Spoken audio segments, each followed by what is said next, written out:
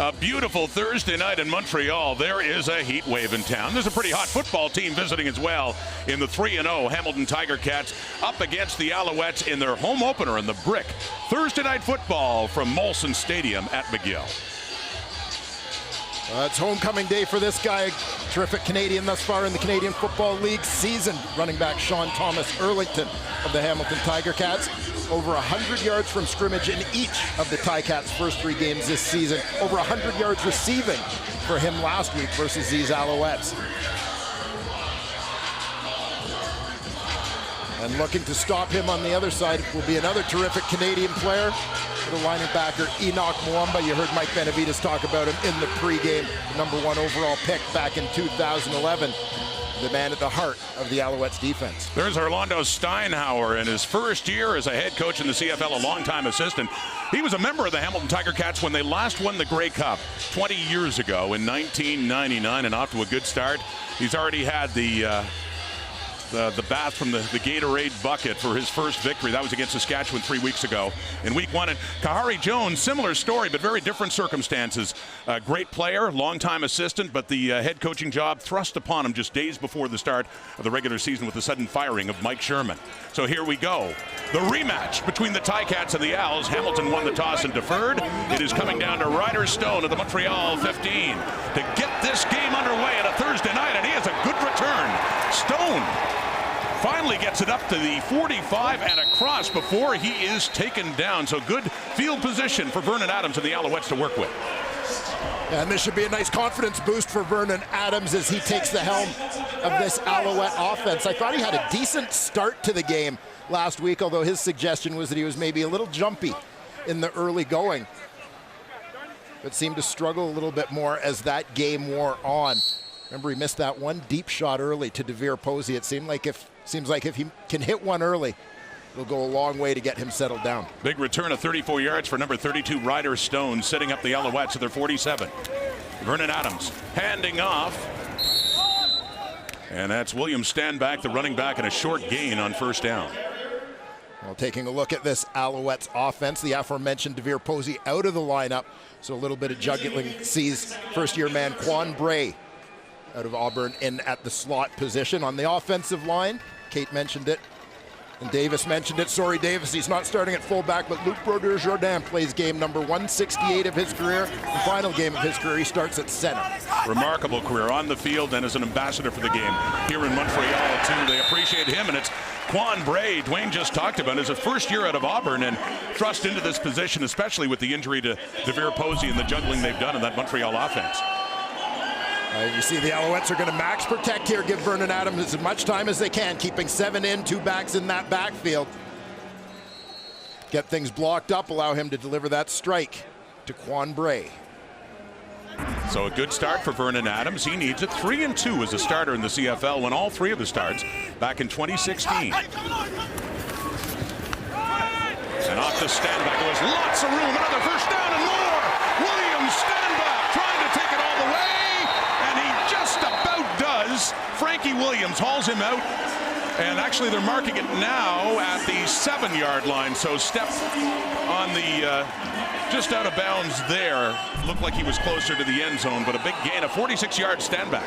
Well, keep an eye here on the nickel linebacker, Rico Murray. He starts to give a blitz look and gets caught in no man's land. He's halfway between covering Standback and going on that blitz. That allows Standback to outflank him, nobody to protect that sideline. It turns into a big gain. This is the start the Alouettes need, losing by 31 in Hamilton last week. It is first and goal from the 7. Adams, Alouettes, Standback, no, fake to him, and it is Quan Bray with the ball and lost yardage of about 3 or 4. And this will give us a chance to take a look at the Ticats starting defense, including Jagarrett Davis. The former Stampeder had a couple of sacks when these two teams met last week. Justin Tuggle, the former Toronto Argonaut, has been a nice find replacing Larry Dean in the middle of that linebacking core. And on the back end, newcomer from the Calgary Stampeders, Tunde Adeleke out of Carleton University, is at free safety. So second and goal now, but further out as Adams takes off. Across the line of scrimmage, trying to get in, but he is tripped up shy of the goal line. Frankie Williams doing it there. So interesting now with a couple of yards to go. It is a third down. And I'm sure they'd like to open with a field goal. They'd like a whole lot more to open with a touchdown, the way they know the Ticats can score. Yeah, not a very forgiving spot, unfortunately, for the Montreal Alouettes. You'd see as Adams took off, he was looking for somebody to pick up some blocks for him when he decided he wanted to run, but they were split second late in reacting to his signal, allowing a couple tacklers free to get to him. Third and goal, and it's outside the 2, closer to the 3-yard line. So in comes Boris Beatty. Yeah, I think inside the 2, it seemed as if Kahari Jones was leaning towards going for it, but beyond that. Many of the coaches in the sidelines, in the stands, I should say, disagreed with it, but points on the board for the Alouettes. A good start, moving it down the field. 3 on the board for Montreal. It's Thursday Night Football, presented by The Brick. We'll be back. 1978. Thursday Night Football on TSN is presented by The Brick, saving you more. Early on in Montreal, and it's the Alouettes with the lead after the 10-yard Boris Beatty field goal. And Jeremiah Mazzoli, he had some good numbers, except for one thing last week. He threw 3 interceptions, Dwayne. Well, this is one of the interesting things about the Alouettes' start to the season, Rod, being winless at this point in the season, yet this team is a +4 in terms of the turnover battle. The defense, while giving up some big plays, has also made some. Sean Thomas Erlington, Montreal native, lots of family and friends here to watch him, and what a great start to the season he's had, not just running, receiving the football over 100 yards last week. And he'll be joined in that Ticats offense, rejoined by Luke Tasker, perennial 1,000-yard receiver for the Cats, comes back after missing a couple games with injury, but Braylon Addison out of the lineup along the offensive line. Keep an eye on left guard Brandon Revenberg, one of the best in the league, tops in the East in 2018. He's an injured Alouette, and it's their boundary corner, Tommy Campbell, very slow to get off on his own feet, though. Mentioning Mazzoli's numbers, and overall, of course, very good, second only to Trevor Harrison passing yards through 3 weeks, and did have 417 yards passing last week in their rout 31-point victory over the Alouettes. Campbell coming over to the Alouettes last year. Of course, he had a prominent start to his career with Calgary Stampeders, and Paul Kozacek in to take his place on the boundary corner.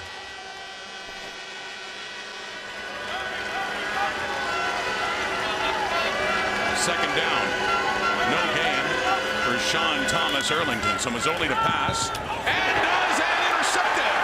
Glenn Love stepping in front of Brendan Banks.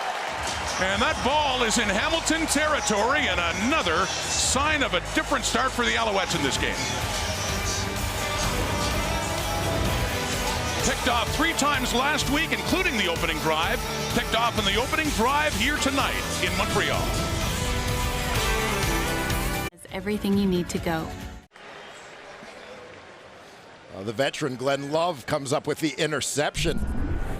Longtime special teamer. He playing at the linebacker spot here. Now he starts off, he's giving you a little bit of a man look right over top of Luke Tasker on the inside, but you'll see once Tasker releases, he gives that look like he's going to cover him, and then he bails to get underneath that route on Brandon Banks, kind of baiting the quarterback and then darting to make a play on that football. Big turnover for the Owls. And a good first possession. Vernon Adams and the Alouettes, and another one on the go here with one play, a strike to B.J. Cunningham, and Montreal in business again at the 30-yard line of Hamilton.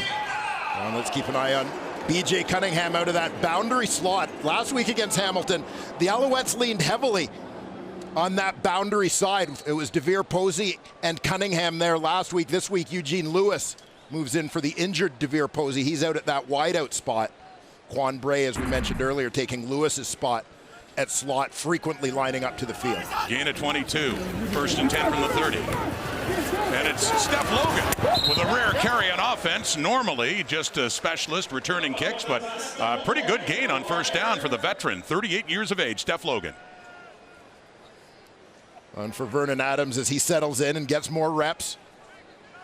The goal for him is to remain calm. He felt like he was a little bit too hyped up at the start of last game. A little jumpy may have contributed to the the overthrow that we mentioned on that deep shot early to DeVere Posey. So he just wants to kind of take a breath, stay calm back there this week. Knew he had the start last week. Back in week 1, he came off the bench for the injured Antonio Pipkin and admitted that dynamic is different sometimes for the Nerves. Over the middle again, it's Eugene Lewis inside the 20. So this drive continues. It's another first down. Montreal back into the Hamilton red zone. This may be a good opportunity for Eugene Lewis to get a little bit more involved in the Alouettes offense. This is a guy who had over 40 catches, over 800 yards as a full-time starter last season, but he's been off to a slow start. Just 3 catches through the first couple of games for the Alouettes. So moving to play a little bit more frequently on that boundary side may provide him an opportunity to get more involved here. Alouettes weren't in the red zone at all last week. They're 2 for 2 so far tonight. And more power there. Williams stand back, keeps driving, and a good second effort inside the 10. Second and short, Montreal. Well, love the look of the 2-back offense. Nice lead block here from the fullback Spencer Moore, and Williams stand back, establishing himself as about as good a power runner as there is in the Canadian Football League. Fights through some contact. Pick up some positive yardage on that one. Gain of 8, second and 2. Montreal on the move, and they're up by 3. Stand back again, and this time he is met by Dylan Wynn, and that yardage didn't come easily, but he does have enough for a first and goal for the Alouettes. Well, Dylan Wynn, the Oregon State product, another of the free agent signings on that Hamilton Tiger Cat defense. He comes over after 2 years with the Toronto Argonauts. Started off on a double team on him that he managed to fight through as they worked up to second level. Penetrated that block to make first contact in the backfield. Alouettes in scoring position again. This game taking on a very different tone than a week ago. Adams, stand back again, into the end zone, and an Alouettes touchdown. A very different tone than a week ago. Well, Ron, we talked about the turnovers that the Alouettes defense had been generating, and yes, they had given up some big plays as well, but one of the issues that they had through their first couple games is the offense hadn't really been able to capitalize on those turnovers. But here we see in the first quarter, big interception by Glenn Love, and Vernon Adams Jr. marches the offense down the field for a major and a quick 9-0 lead here, with Boris Beatty looking to add to that. Beatty, the point after.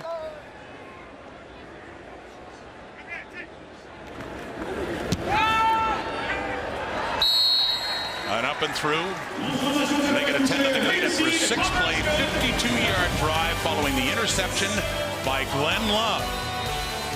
Montreal 10, the 3-0 Hamilton Tiger Cats nothing.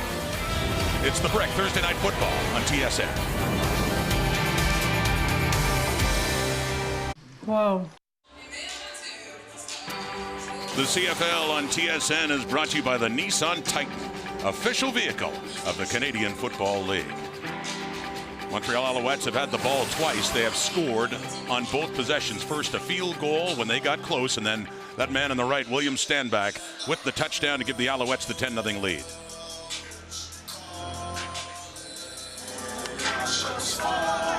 Standback with a couple terrific runs, and Vernon Adams Jr.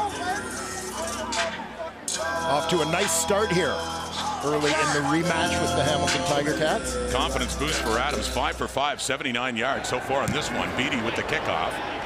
And it's Frankie Williams, a great return specialist for the Ticats, back inside his goal line to take it. Williams breaks one tackle, and he gets taken down nicely there by Jean-Samuel Blanc on the special teams for the Alouettes. Well, let's take a look back at the touchdown drive, and it all began with a little bit of help from the defense. Interception by Glenn Love. Vernon Adams seemingly finding his groove early. Of course, the work of William Standback should help provide a little added time and protection for the quarterback should he continue to produce like he did on that touchdown drive. This is the second Ticats possession. The first one ended when Jeremiah Masoli threw an interception to Glenn Love. So a slow start. Let's see what Hamilton can do to respond right there. It's Anthony Coombs with the carry, the former Toronto Argonaut, signing with the Ticats. Of course, his career derailed by injuries, but good to see him out there playing again. Well, it certainly is. We take a look at the Alouette defense. Keep an eye on Ryan Brown at the defensive tackle spot. Big, tall, good pass rusher. Patrick Levels is a guy who's bounced around from nickel. Moved to corner briefly with the injury to Campbell. 2 quick touches for Anthony Coombs and a first down for the Ticats up across their 40. On the back end as well, watch for Ciante Evans. Ian Levels, 2 former Calgary Stampeders. Free agent acquisitions during this past offseason. Anthony Coombs, former number 3 overall pick in the CFL draft. As you mentioned, started his career with the Toronto Argonauts back in 2014. But missed a lot of time, only 2 games he got in last year. And that one, Sean Thomas Erlington, he is hit low by Tommy Campbell, and Thomas Erlington is still down in this much anticipated return to Montreal. Campbell got him very low and in obvious pain, right down around the Montreal or Hamilton 44. Yeah, and these are the ones that as an offensive player, the hit that makes you cringe. Looks like he hyperextended that left knee as he kind of had his head turned looking for that ball as Campbell went low on him. That young man has been a remarkable story. We've talked a lot about him, just the great start to the season he has had. Drafted in the 8th round, 66th overall in 2017. And last week, 9 carries, 47 yards, 5 catches for 102, but down right now after the hit by Tommy Campbell, Sean Thomas Erlington. We'll take a break and we'll be back here in Thursday Night Football right after this.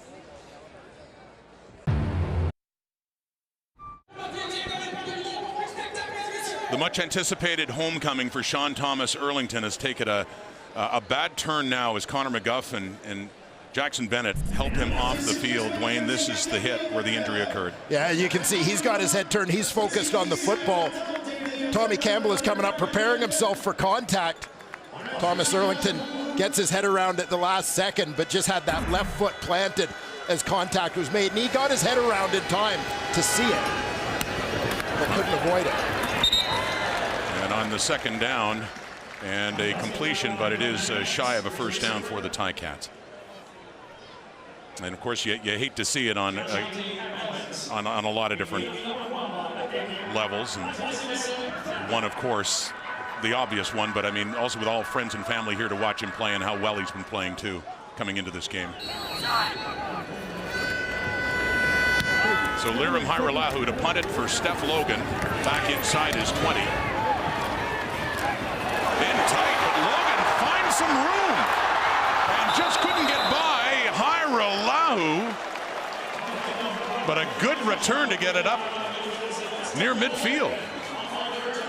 Coming up at halftime, musical entertainment from Montreal's own Zach Zoya. A sensation here in Montreal. With more, let's head down to Brody Lawson. The Thursday Night Football concert series continues tonight with another incredible act. So make sure you guys stick around. It's Zach Zoya and the crew. Zach, you ready? I'm always ready. What are you bringing tonight? Energy, fun, hopefully, and just a little vibe at the halftime. Stick around at half, guys. We'll see you then. Walking around, people looking at me like an ET little boy. All right, Brody, you know who else is ready? William Stanback has the 1 touchdown in this game, a good carry on first down across midfield. 2 possessions, they have scored on both of them, and the Alouettes on the move again. Well, one of the things with which the Alouettes have been afforded in the early going, courtesy of a couple of good returns, first from Ryder Stone on the kickoff, now from Steph Logan on the punt, and a turnover, good starting field position. Step over midfield. Adams, short pass for B.J. Cunningham, and nearly intercepted as Richard Leonard is taking it. Yeah, they'll play this through before they review it. Safer to call it an interception and then review it. So it looked like it hit the ground, and yeah, to your point, no point in blowing the whistle in case they have it wrong, let it play out. So Richard Leonard does take it for what would be a touchdown if it counts, and as you can see, it will not. Yeah, the one hopper. Richard Leonard does exactly as he should, though. Sell it and play it. Credit to Adrian Tracy, who got a hand on that football The on the previous rush. play is under review by the command center. Should be a very short review. Should be.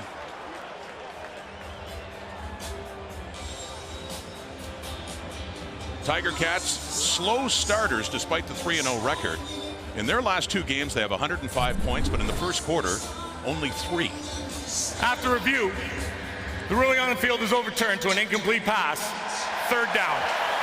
So that goes off the left hand of B.J. Cunningham, thrown high and behind him, and nearly falls into the midst of Richard Leonard, but he took it off the hop.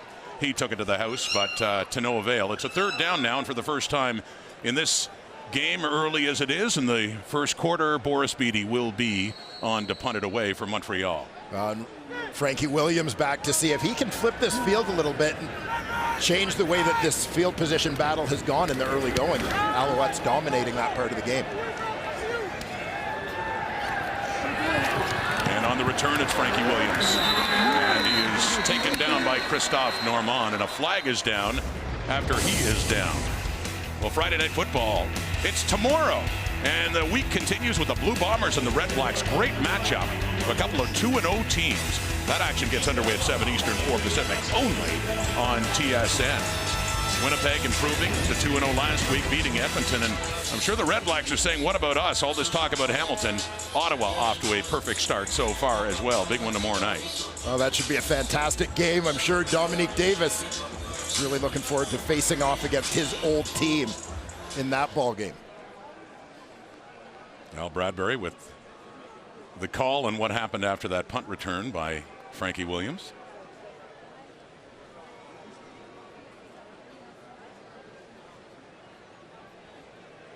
Not quite yet ready for the announcement. And yet, to your point about Davis, I remember when he was a backup to Matt Nichols in Winnipeg and ended up with the Red Blacks. So that's tomorrow night, TD Place in Ottawa.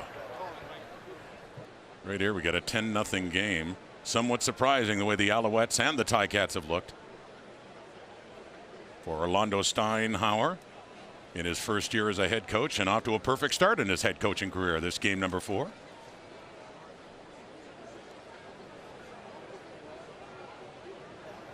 Well, this is getting an awful lot of discussion.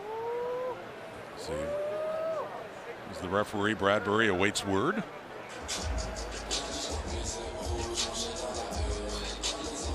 Hot, muggy night here in Montreal. 32 degrees. Major foul. Spearing. Montreal, number 37. 15 yards at the end of the play. Automatic 1st down. So Martin Bedard, the long snapper for the Alouettes, coming down, and he gets called for spearing. And so that gives Jeremiah Masoli and the Ticats better field position to work with, up at their 37 to start off this drive.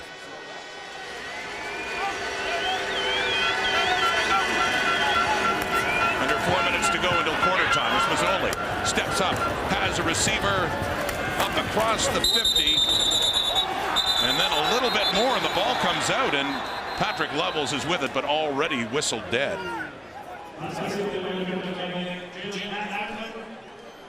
Jalen Acklin on the receiving end for the Tiger Cats.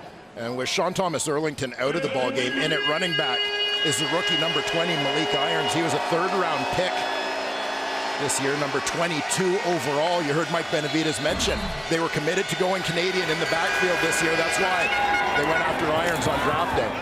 And it's Luke Tasker with his first catch since week 1 when he suffered a shoulder injury and was even spitting up some blood. Kept out for a couple of weeks and back in the lineup, and another big catch for Tasker and the Ticats as they get to the Montreal 45 working tempo. Mazzoli in a rhythm, and he's got one going with Tasker all of a sudden. 2 quick strikes to number 17, and here come the Ticats down by 10, but on the move now. Well, 2 weeks out of the lineup certainly isn't going to be enough to break the chemistry between Luke Tasker and Jeremiah Masoli. Tasker averaging over 1,000 yards a season over the last 5 years. He had 4 catches for 30 yards in week 1 against Saskatchewan before he was injured. Now flags coming out all over the place, and Jeremiah Masoli on the carry. Yeah, Masoli gave himself up with the feet first slide. Rules being called very tightly this year that when he does that, you can't touch him at all. And this is a tough one for the defender.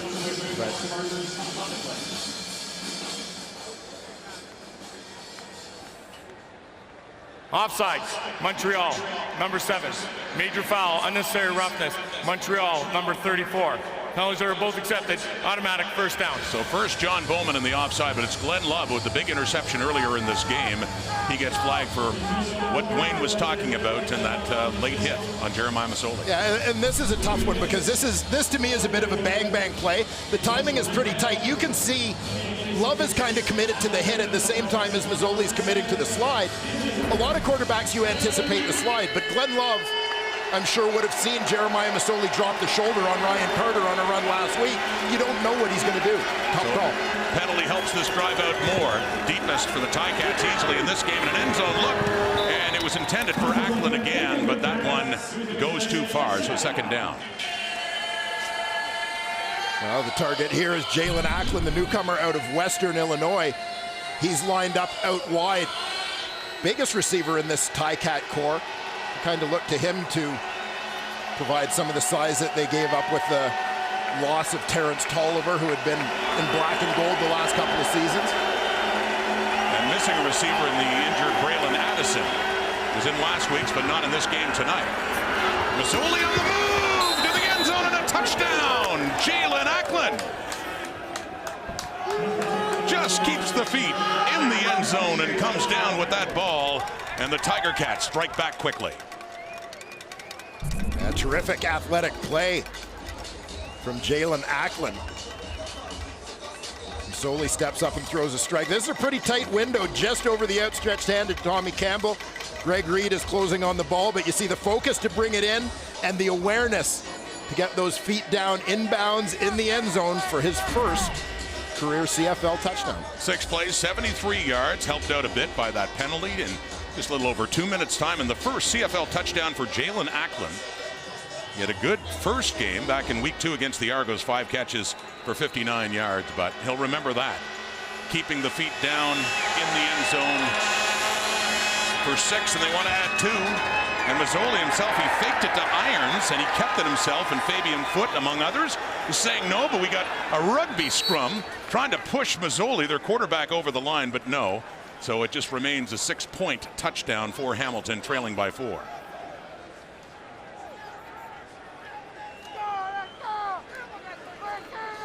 Kind of an interesting play call to me in going for the 2-point convert. I think a lot of times you're thinking in terms of limiting the hits on your starting quarterback.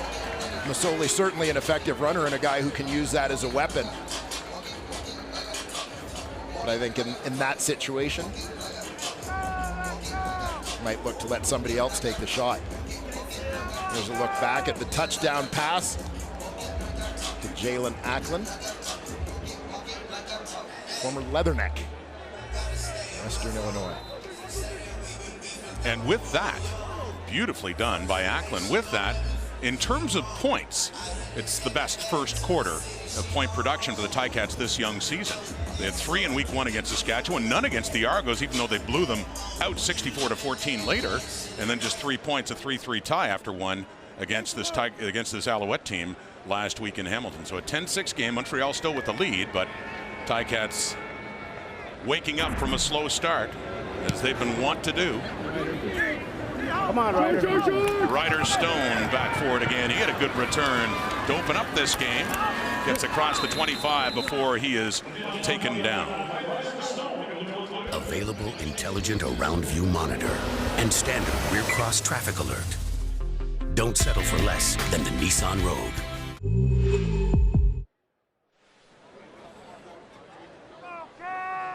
Well, Nick Shortle, former Alouette, and on the tackle, special teams demon out of McMaster. Making the play, got into a little bit of a scuffle after a special teams tackle with Steph Logan last week. William Standback on the carry, tries to bust it outside, but there's a bunch, including Simone Lawrence and Richard Leonard, in there to make sure he doesn't go very far at all. Standback, it's a little over 5 carries and 20 yards, but he does have that touchdown for Montreal in this game. And Mazzoli 2 for 4, 13 yards, the interception before that touchdown toss, before that drive that led to the touchdown, excuse me. A much better drive it was. Good coverage there, and the intended receiver is Bray. And that falls incomplete. Quan Bray. Yeah, long throw there out to the wide side of the field. Not a long way down the field, but a long way across the field. It allows Frankie Williams to make a play on the football. So Mazzoli and the Ticats will get it back. Brandon Banks back for a punt return. He's scored just about every way so far this young season, but a punt return. He hasn't a missed field goal, and of course, offensively as a receiver and a running back as well.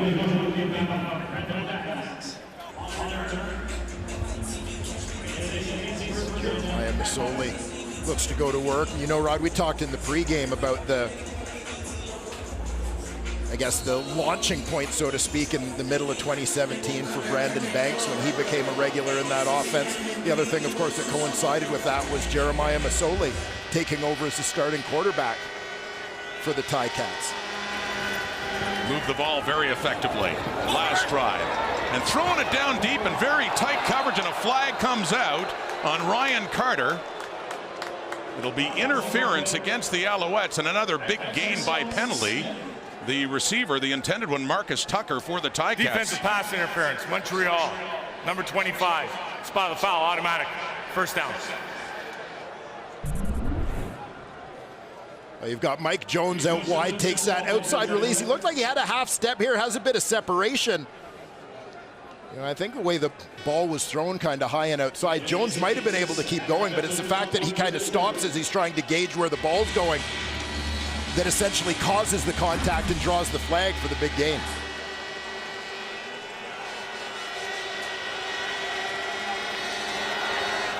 Late in quarter time, this should be the last play, barring a penalty, as Mazzoli eludes the pressure and then just throws it away on that first down. So it is quarter time. A great start for the Montreal Alouettes, scoring in their first 2 possessions, but Hamilton does answer back in a drive by Mazzoli. They get on the board. It's a 10-6 ball game. Montreal leads after 1 on the Brick. Thursday Night Football on TSN. I didn't.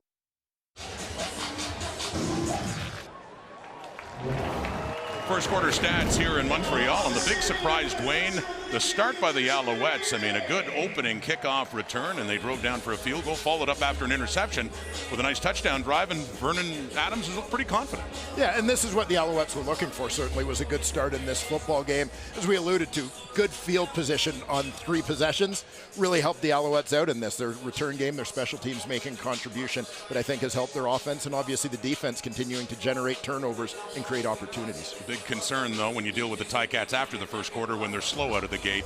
It can be a different story in quarters 2, 3, and 4. The last couple of weeks anyway, when Hamilton's offense has absolutely exploded, putting 64 on the board 2 weeks ago and then 41. But you saw Sean Thomas Erlington, the Montreal native, comes home and on the bench now after being injured in that first quarter. So I hate to see that. The Ticats do get a touchdown afterwards, and they're going to work right now, but under pressure as Levels nearly got Jeremiah Mazzoli on the run, and Glenn Love pushes him out.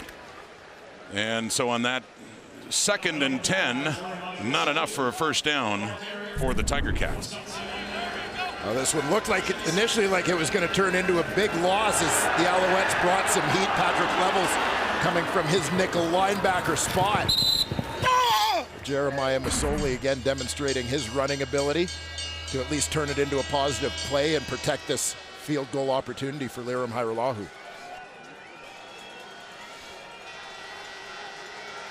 Lirim Hajrullahu now, the field goal try from the 36. And he puts it through. His only miss was last week against the Alouettes. He is 8 for 9 on the season, and that gets them to within a point of the Alouettes at 10-9. Witness per story. as the FIFA Women's World Cup France comes to an end tomorrow with a final match of the tournament. The United States is up against the Netherlands head-to-head in a battle to hoist the World Cup trophy. Coverage beginning at 10 a.m. Eastern, 7 a.m. Pacific, only on TSN and CTV. Second quarter underway. Alouettes still with the lead, but 10-0 has dissolved into a 10-9 advantage now. For Vernon Adams, had a good first quarter, 5 for 7, 79 yards. Going to work now with the blitz coming, and they've got him. Down goes Adams. Ted Laurent is there. Adrian Tracy as well. Pressure from all over the place here. You've got Adrian Tracy coming off the edge. He's right here. Rico Murray's coming from behind him. And Ted Laurent gets that great push to dent the middle of the pocket. Put the finishing touches on that sack. Ted Laurent, Montreal native, lived here till he was about 12. And then moved to live with his aunts in Georgia, where he went to high school before moving on to the University of Mississippi. His third sack of the season, tying him with teammate Jagarrett Davis for second in the CFL. And once again, that's Quan Bray, one of the newcomers in the receiving corps for the Alouettes. And a good gain, but it's going to be about 3rd and 1, so the punting team comes on for Montreal. Well, that Ticat defense that it's been overshadowed a little bit by the team's offensive output in the early going, but settling in, doing a nice job for their new coordinator, Mark Washington. Martin Bedard to snap the ball. 34. Beatty under pressure. They got a piece of it. That ball out of bounds near midfield as a flag does come out, but good pressure on special teams for the Hamilton Tiger Cats as we await this call. Well, you're going to get a flag for the ball going out of bounds in between the 20s in the air. But that was deflected behind the line of scrimmage. So the tide of this game has certainly been turning since that great start by Montreal. As it looks like Masoli and the Ticats offense will have great field position early in this second quarter. Beatty standing back and trying to get it away. Connor McGuff is there. And it's Dean. Looks like he got a piece of it.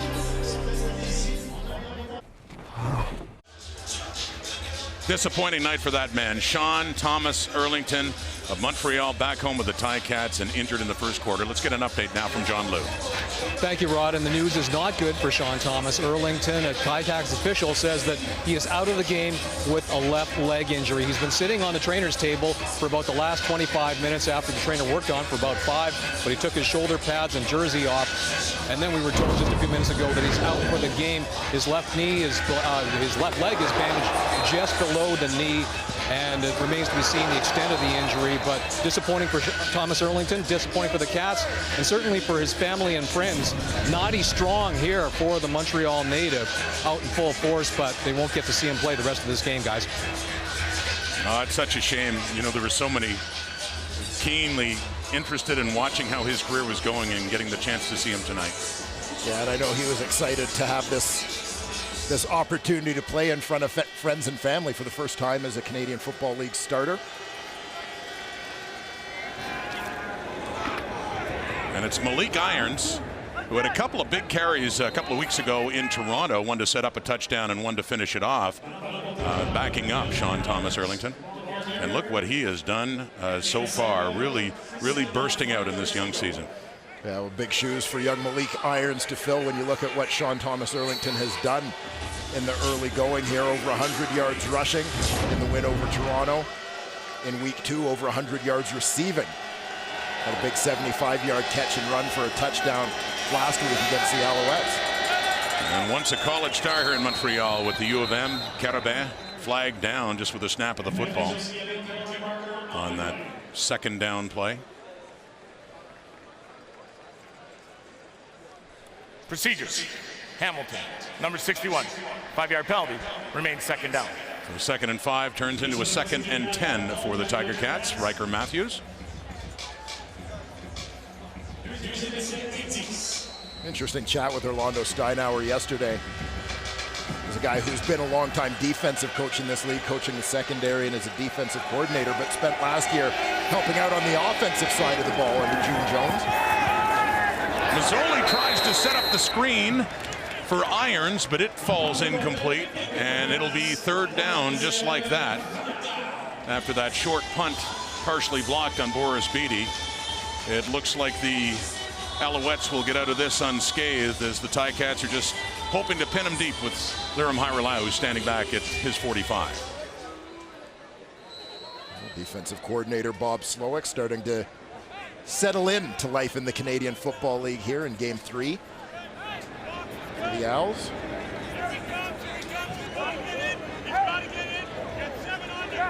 And down a player, and very quickly getting on in teams is Irons, back on the field. Ticats able to get that straightened away as Hajrullahu aims for the corner on Steph Logan. It bounces the 15. No yards flag comes out, and a 5-yard no yards penalty as he takes it off the hop. Montreal football again. And Montreal with the narrowest of leads. 10-9, 2nd quarter, the brick. Thursday Night Football. Made with natural chicken stock. Good night for William Stanback so far. 7 touches. He has 26 yards rushing. He has 46 yards receiving. He has Montreal's only touchdown in this game. And in limited action last year after replacing Tyrell Sutton, he was averaging 6.7 yards a carry. And certainly can be a very effective running back in Montreal. William Stanback is a guy that, even going back to last year, they consider one of the building blocks for this team. So Montreal football, they scored on their first 2 possessions. They've gone 2 and out since. Stanback with it, though. And he's got a 1st down and more. William Stanback with a big gain up over midfield for Montreal. You mentioned last year, they would have liked to have got him the ball more often, and new head coach Kahari Jones says that's the mission. Get number 31 more involved in the game. He's a special player. He's a guy who has a lot of speed, a lot of elusiveness to him, and and he's still learning, and that's the kind of fun part about it. He's still figuring out the game a little bit, and so as we go on, we're gonna find different ways to get the balls in his hands. He's well over 100 total yards and a big gain for another 1st down. 36 yards in the previous carry and about 12 more yards there, Dwayne. Yeah, as you hear Kahari say, they want to try to find different ways to get the ball in his hands. I'd say just handing it to him seems to be working just fine so far on this drive. Stanback chewing up yardage, running through tacklers, doing what he does best, a guy who is a terrific combination of speed and power. Absolutely. In his 2nd year out of Virginia Union, went to the University of Central Florida before that. 3rd straight carry, and this time he's greeted. And does he lose the football? The Ticats say they have it. They were definitely keeping him busy, and coming up with it is Jagarrett Davis, as it looks like, yes, indeed, it is Hamilton football after that fumble by William Stanback. The Ticat defense converged pretty quickly at the point of attack here. Big collision right in the hole. You're going to see the fullback, Spencer Moore, coming from the left. He's going to work his way in and take on the defensive tackle, Dylan Wynn. He cuts him down. But that creates a little bit of a pile as Wynn somersaults. Like his feet made contact with Stanback on that play. Garrett Davis crashing down from the other side to get in on the tackle.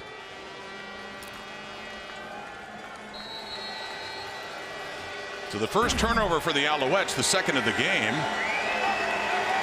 And that other turnover led to a Montreal touchdown by Stanback. This time, Hamilton benefits from the turnovers. Mazzoli throws it deep to his right, and a wide open receiver is Mike Jones. Rolled out to the wide side and found Jones for a huge gain down inside the 20, near the 15-yard line for Hamilton. Mike Jones is lined up as the widest man, the one receiver to the wide side of the field. Everybody's looking at Luke Tasker in the flat. Everybody forgot about the guy running the clearing route. Didn't clear anybody, which left him wide open. And that is quickly broken up by Antonio Simmons. This is Brandon Banks, and we have not said that name very much tonight, which is somewhat surprising. And negative yardage there for Speedy B. Banks comes up limping, which is an obvious concern for the Hamilton Tiger Cats. And you talk about how important Brandon Banks is to this Hamilton offense. In 27 games as a starter since the middle of that 2017 season, he has averaged just over 100 yards receiving per game, over 6.5 catches per game. And here's an end zone look to a wide open Mike Jones, but it's a bit too far. Jones did get in behind his coverage, but that falls incomplete, and on comes the field goal unit now for the Tiger Cats on third down. You see Mike Jones motion down inside before he takes his release. Create a little bit of confusion amongst the defenders here. See, he gets in behind Patrick Levels, but he and Masoli just unable to hook up. This is for the Ticats' first lead of the ball game here in the second quarter. They were down 10-0, and they have scored 12 unanswered points to lead the Ticats by 2. And once again, we see points coming off a turnover. That close to a touchdown for Hamilton. Only on TSN. What a great football career it's been for Luc Brodeur-Jourdain, starting at the Laval University, won the Vanier Cup 3 times there, including his final year in 2008, and then his first 2 years after being drafted by the Alouettes, won the Grey Cup in 2009 and again in 2010. And it was planned all along. He started for the Alouettes tonight, and what we already know is his final game and out there now. But very proud of the career he's had. As Montreal has the football now, swinging it out in a dangerous pass. Adrian Tracy trying to get his mitts on it. More on the guy they call LBJ now from John Liu. John? Thank you, Rod. And it was a tearful LBJ who embraced his fellow offensive linemen and anybody else in hugging range on the Alouette sidelines when he exited the game following the opening sequence and, as you said, his final CFL game. And that CFL career that included 2009 and 10 Grey Cup championships, it came to an end at essentially at the end of last offseason when he decided that the depth on this team was really the writing on the wall, and so he made that decision early in the season. But he's certainly been a resource for the coaching staff and a mentor to his young teammates, which leads the Owls to believe that he could be a coach before not too long. But Brodeur-Jourdain says that he's going to take time with his family before deciding what he eventually wants to do, but it will be something with the Owls in a yet-to-be-determined capacity. Guys? Well, he certainly should, John, stay with the organization for everything he's contributed so far. Flagged down, by the way, the long attempt from Vernon Adams to Eugene Lewis, the coverage by Delvin Breaux, but the flag was elsewhere, part of the way down the field, also in the backfield of Montreal, as they try to sort this out.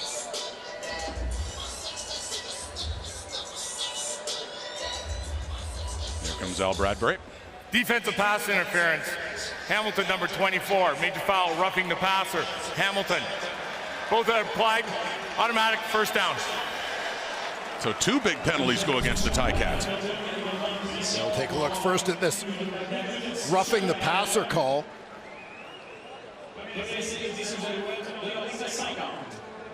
Shot comes in high on Vernon Adams. Now keep an eye on the one receiver. Top of your screen, Eugene Lewis gets that inside release. Little stop and go move on Delvin Breaux. You see that hand fighting that, you know, you can certainly see at full speed that impeded the receiver a little bit as that ball ended up just overthrown. So that 35 yards in penalties, and that moves the ball all the way to the Hamilton 40. So the Alouettes, who suddenly trail in this game for the first time here halfway through the second quarter, down by 2. And a challenge flag is out by Orlando Steinhauer on presumably, well, one of these penalties, of course.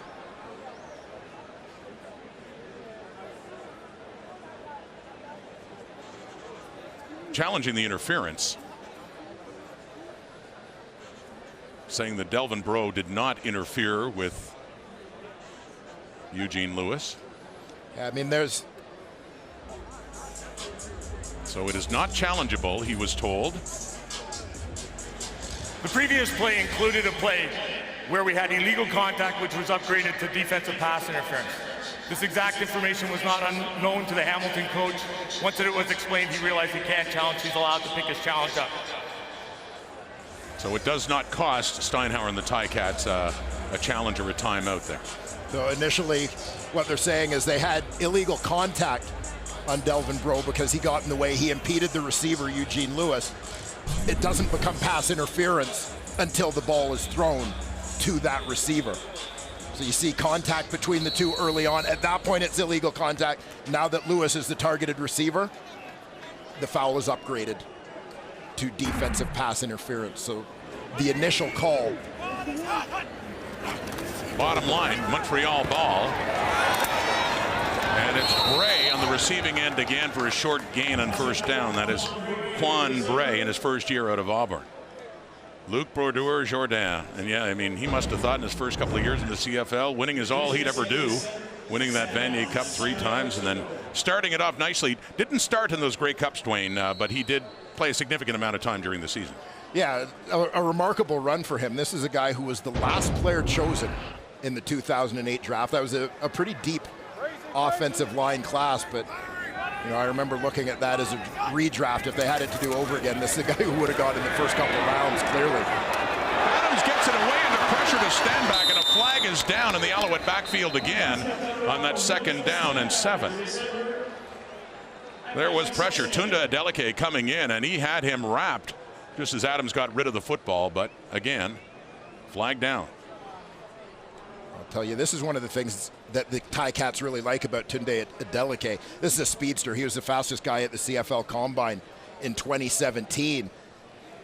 Now when you're bringing your safety on blitzes, you've got a guy who's a half step quicker than Mike Daly was as the guy playing in that spot last year. And the hope is that that'll allow him sometimes, in addition to the range it gives him on the back end, it will also allow him to get there with that much more frequency when they get him involved in the blitz game.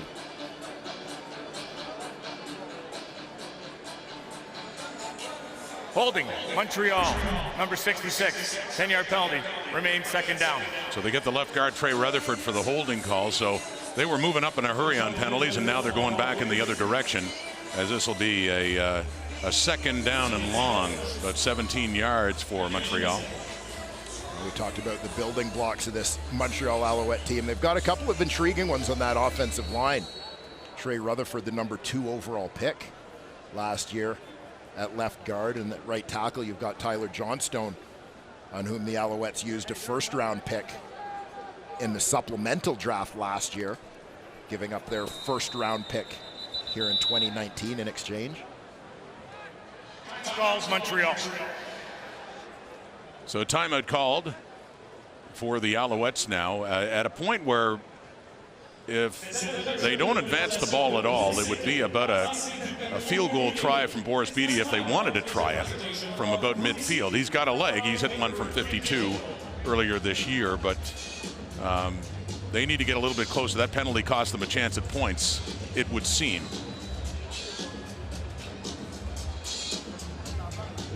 And a reminder, the Thursday night concert series continues. 21-year-old Zach Zoya of Montreal, one of the rising stars.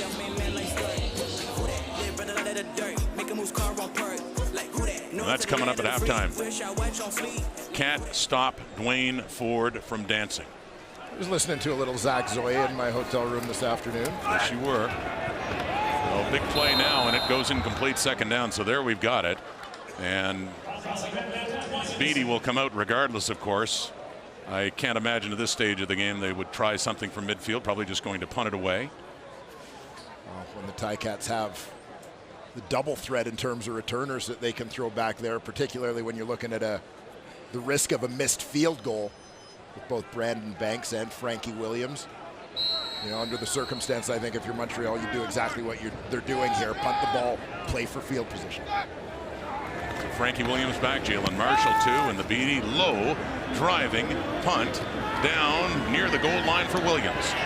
He has a punt return touchdown this season in week 1 against Saskatchewan, but he's not going far there, as it's just outside the 10-yard line. Back, another thought of Luc Brodeur-Jourdain, just the emotions of a career, a decorated career, coming to an end officially today. As a player, even, you take it for granted that you're going to play again. You're going to play another game. You're going to play another season. But once you get to the last few strides, last few moments, last year I had the opportunity to bring a lot of people for the game, and getting the blessing to know when you're done, when you're choosing to step out of the game, is actually something rare. It doesn't happen often in this league. It is a blessing that I'm getting from this organization, and I'm very thankful for it.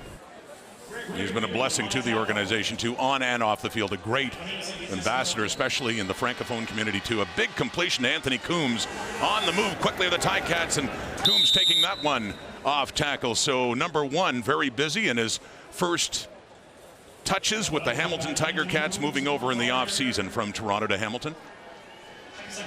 Well, you see Luc Brodeur-Jourdain, class act. We heard some great stories about him the last couple of days.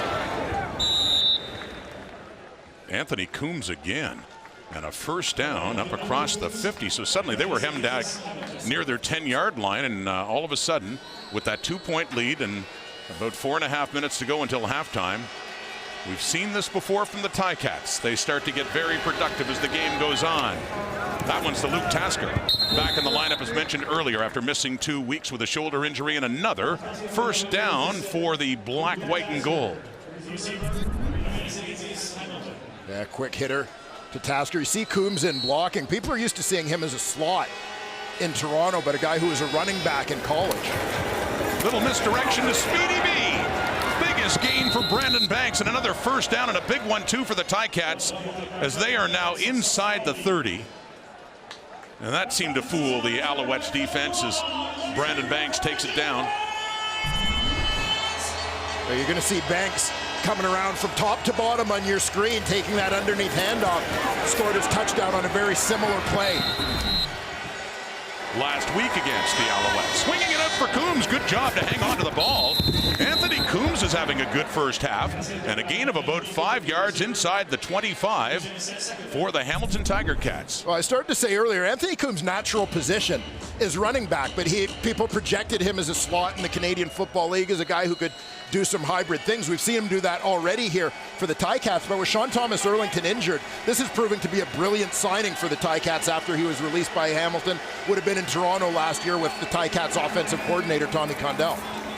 Mazzoli steps up, has a receiver and a completion down at the 5, just outside the 5, about the 7-yard line. Luke Tasker, and a flag is down as well in the Tiger Cat backfield. The Alouettes pointing Hamilton's way. And it is coming back, a holding call. 10-yard penalty, remains second down against the Tiger Cats.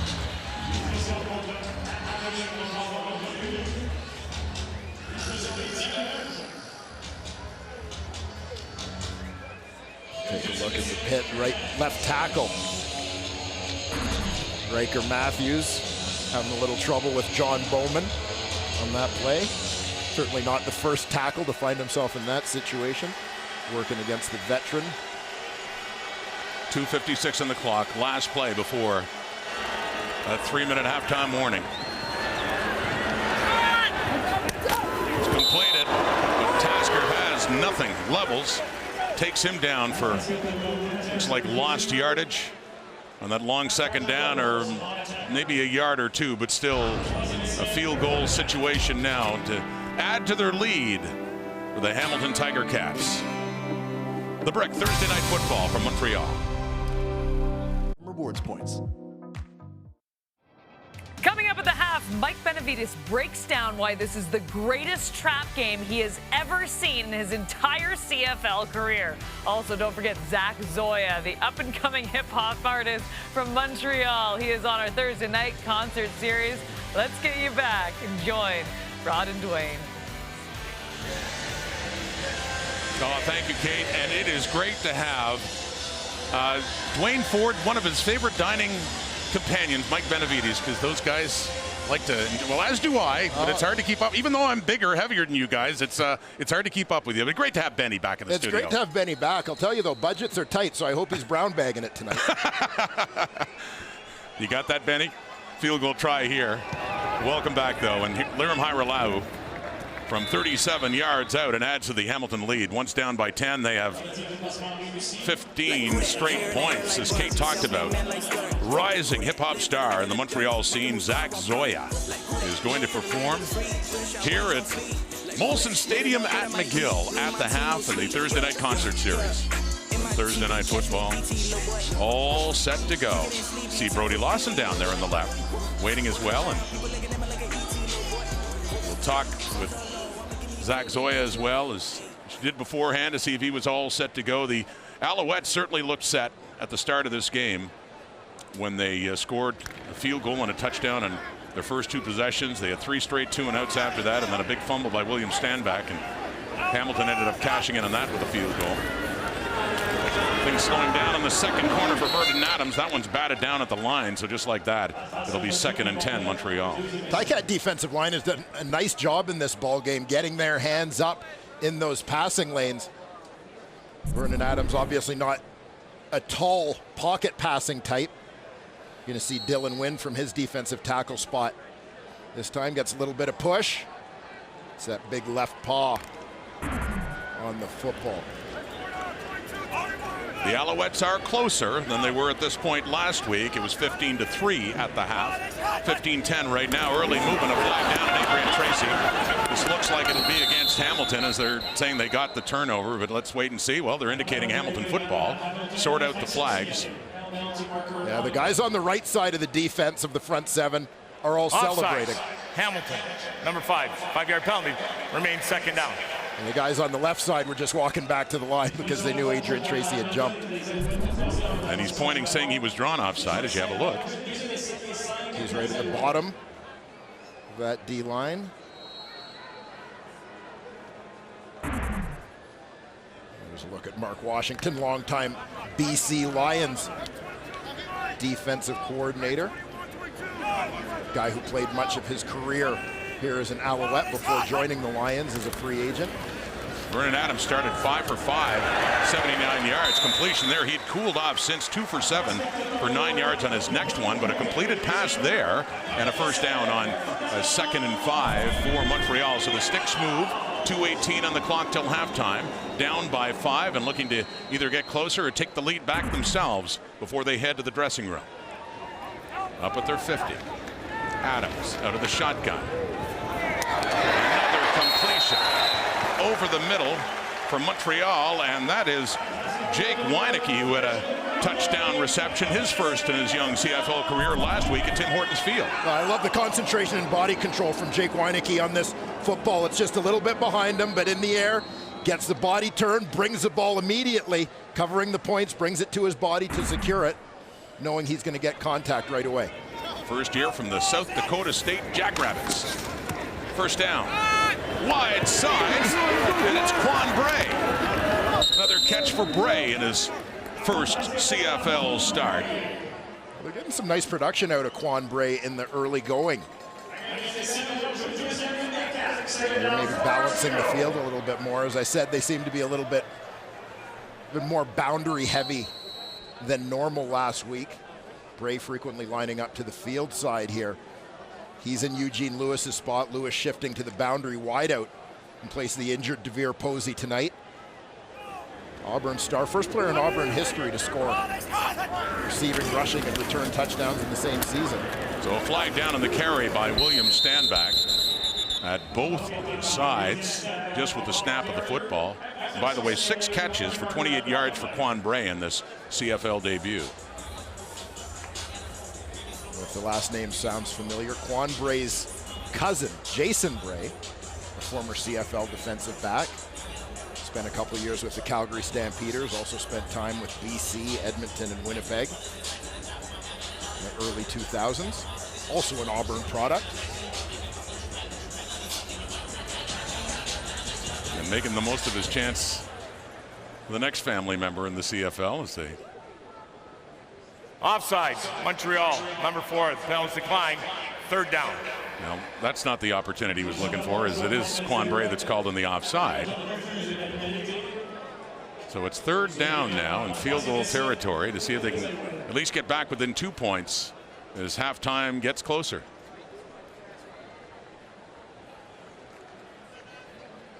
Matthew Schultz will be the holder. He'll put the ball down at about a little over the 43-yard line for Boris Beatty. Frankie Williams will be the deep man on this one for Hamilton. Beatty 3 for 4, longest 52 in the season. 1 for 1 tonight. No problem for the big leg of Boris Beatty. Lots of room to spare, and back to within 2 points. Montreal much closer to Hamilton in this ball game, even at this point, as they get set for halftime.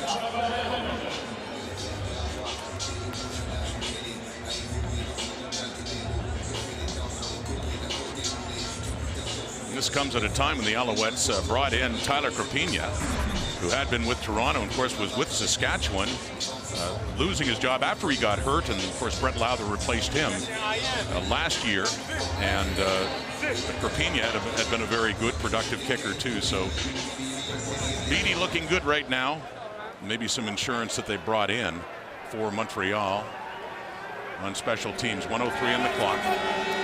Mazzoli certainly has time to do something else. 15 on the board. It's Ackland. He has a touchdown tonight. And a nice touchdown it was, as he just got his feet inside the goal line. His first in his CFL career. And a 1st down and working tempo with the Tiger Cats now. Under a minute to go. A 2-point lead. A 3-0 record. Trying to make it 4-0 for the first time in 30 years. Ackland again. Drives. 1st down. Hamilton on the move across midfield. Again, Jalen Ackland, a big target. Playing at that wide out spot. We're seeing him start to get a little bit more involved in this offense week by week. Setting up the screen. Anthony Coombs, he's had a solid first half. After the injury to Sean Thomas, Erlington Coombs takes it, another 1st down and to the 35, and scoring position now at the very least with 35 seconds to go. Mark it at the 36. So you see Sean Thomas, Erlington done for the night. Anthony Coombs making the most of this opportunity. What'll Mazzoli do on the run with Levels chasing him? He just throws that one out of bounds. So live for a 2nd down with 25 seconds on the clock. Kate in the panel coming up at halftime, and Zach Zoya as well in the concert series. Jeremiah Mazzoli does a good job throwing that one away to get the clock stopped.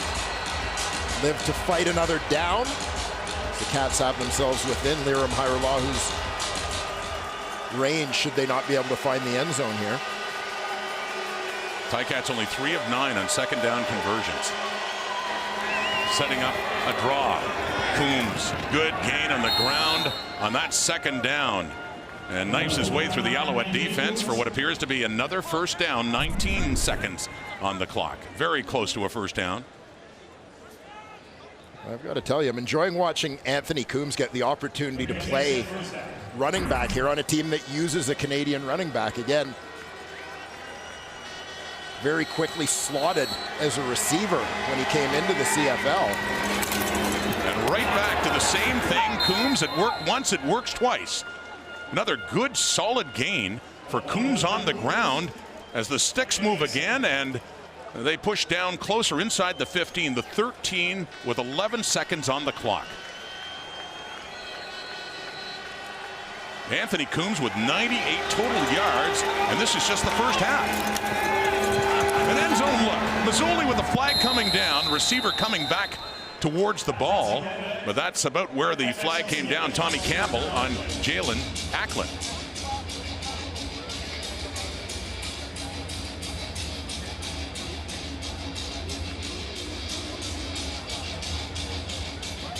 Illegal contact on a receiver. Montreal, number 26. Half distance to goal, remains 1st down. So not Campbell, Greg Reed, the boundary half. is called for that as they move it up. And first down.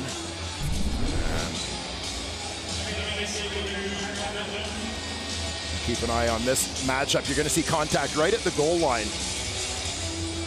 It decleats the receiver, Marcus Tucker. And now just 1 second on the clock. And tough to tell from the wide shot there whether the footing played as much of a role in Tucker going down as the contact did. So Lirim Hajrullahu from 14 yards out, of course, with only a chance for one more play. They want to take the points, and they do. So impressively driving down after the Montreal field goal. Hamilton answers back with another field goal of their own for Lirim Hajrullahu. Montreal with a surprisingly good start, scoring in their first 2 possessions. Back come the Ticats for a 5-point lead as we head to Cape Burness in the panel. All right, thank you very much, Rod. And you know what? It was such a great story for Sean Thomas Erlington coming into this one. He had just been named a top performer in June. He was sensational in their game last Friday. And then an injury to his leg. He is done for the game. Davis, you had to feel for the young man at this point. The rookie coming in had 90 family members in attendance, and just his night cut so short. Yeah, breakout year, #1 in the CFL, coming into the game at running backs, all-purpose yards. And we all sat here and sighed when we saw this terrible injury. We're talking about player safety, and this hit right here is something we need to start discussing. This is not a dirty play, but a receiver or a running back, unsuspecting, he needs to be able to either gather himself and protect himself before he gets hit in the legs by a defender. I think that's important. Guys are getting injured. If you don't have a chance to get out of the way, protect yourself, make an athletic move, you're going to get injured. We see that a lot, and I think it's something we need to look at. It's sad because, like you mentioned, he was one of the young highlights, young players that we were looking forward to seeing him shine. Definitely at home in front of 90 people that, had tickets coming to witness this. But let's focus on the other side of the ball, one of the young guys that we had our eyes on, Vernon Adams Jr. I can tell you, they gave the ball to this kid early, and, man, he got off to a hot start, getting the ball to William Stanback. Noticing the Sam linebacker to the field here, the trips are into the boundary, so the Sam only stays in the field on 2 occasions. Blitz and zone. He blitzes, William Stanback outflanks the defense, he gets the ball to him. Big completion. Now here he recognizes the split between the two linebackers, anticipation in zones. He threw on time, great completion. But look at here. Uses his eyes to move that same linebacker, Simone Lawrence, to widen with William Stanback, which gets his receiver open, just like a point guard. So maturity is coming about. But to me, this is even more impressive. The fact is, this is a man offensive play. There's nobody running with that receiver. He sees that it's zone coverage, and we talked about his ability to use his feet. The dual threat is applying more pressure to this defense, the Hamilton that is. And look, they've already scored 13 points, and last time I checked, they scored 14 points the last game. So at least they're on par right now to score more. And, Coach, I mean, this would look a lot better if Montreal was, of course, leading, but you got to admit, it's a little bit of a trap game. And I know you love trap Kate, games. I ain't buying it, Kate. It's not a trap game at all. All it is Montreal's playing good football. When you take a look at, the discipline, the penalties are the same. They're kind of even. As Henry said, they're getting offensive plays and moving the ball downfield. And when you take a look at special teams, their field position start is better than Hamilton's. Right here, you see the kickoff return to start off the game. Good blocking on the edge. They're all given a field return. And as they get the edge all blocked off, then it's wide open for the returner to take it upfield. And my boy, Stefan Logan, getting in the way, getting an extra 10 yards. So that's a great field position start for that score. Then on punt return to the boundary, excellent field position again because it started off right. The guys gave him a nice edge to start off. Good point of attack blocking, all discipline on a touchdown top shoulder, and Stefan gets a return. Now, whoa, Steph, you cannot let the kicker get you, but you know what? That was an excellent field start again. So, it's not a trap game. They're just playing good football, giving themselves a chance, and it's a one-score game. And that's the big thing. We just want a nice football game, and you guys are so right, too. Stand back right away, getting those touches, and we'll see what they can do in the second half. Meanwhile, it is Thursday night, which means it is the concert series. Zach Zoya, an up-and-comer in the hip-hop scene in Montreal. He's on deck.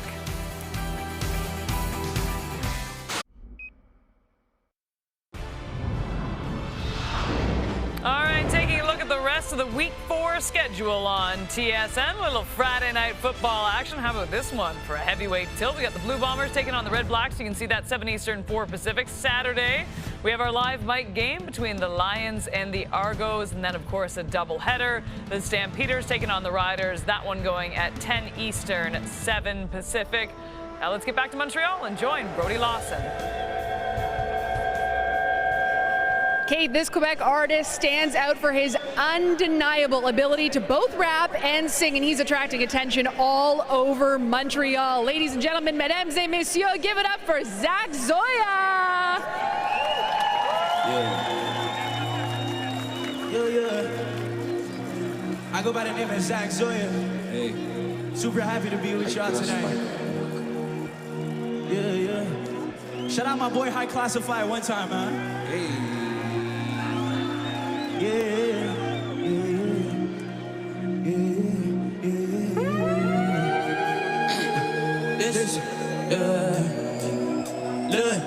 Look, time to get my commission, get my bros in the business, but I'm on my way to you.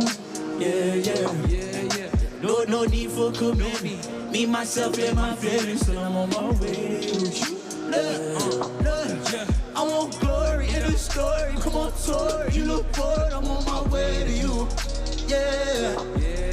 Oh my Lord, no support. There might be a switch of plans. I'm on my way to you. Yeah. Look. She said I'm about to get that bread. About to be lit like big.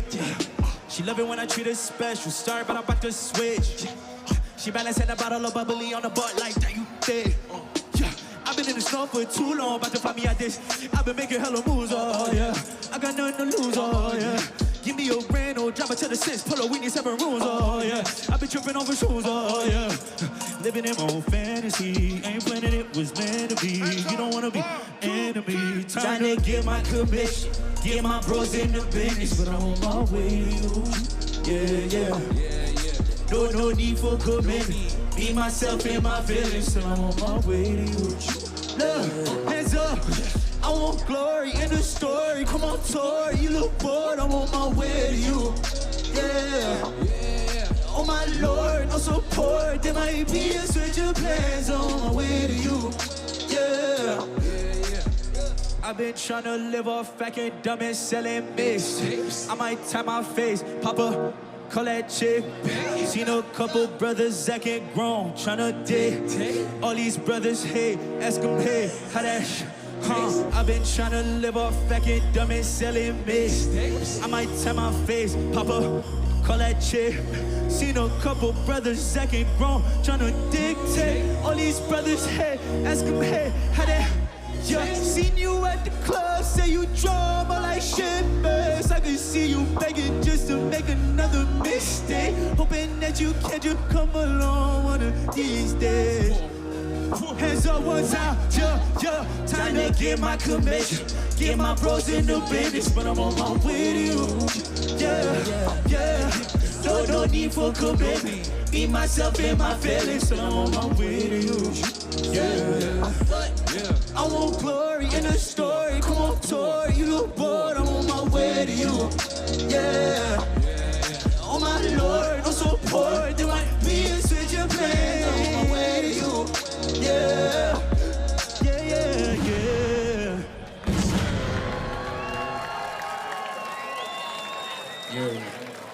Talk that shit, man.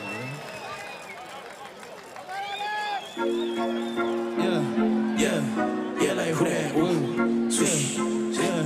Yeah, like who that? I ain't see y'all jump.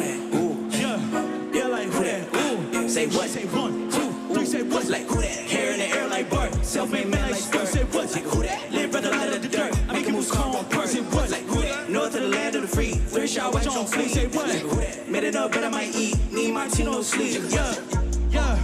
In my TP, catch me DT, little boy. Yeah. You getting sleepy, time for a PP, little boy. Yeah. Walking around, people looking at me like I ET, little boy. Yeah. Price on low, I'ma give you a crib in Detroit. Yeah. Label color, contract kudo, LeBron. Hey, if you hadn't been briefed, you will soon know, LeBron. Hey, I'm on the Parliament Hill, chilling with liberals. Hey, then we should legalize weed, true that the bad like Trudeau. Brother on the ground, brother on the fine like Nemo. Yeah, stepping out of line.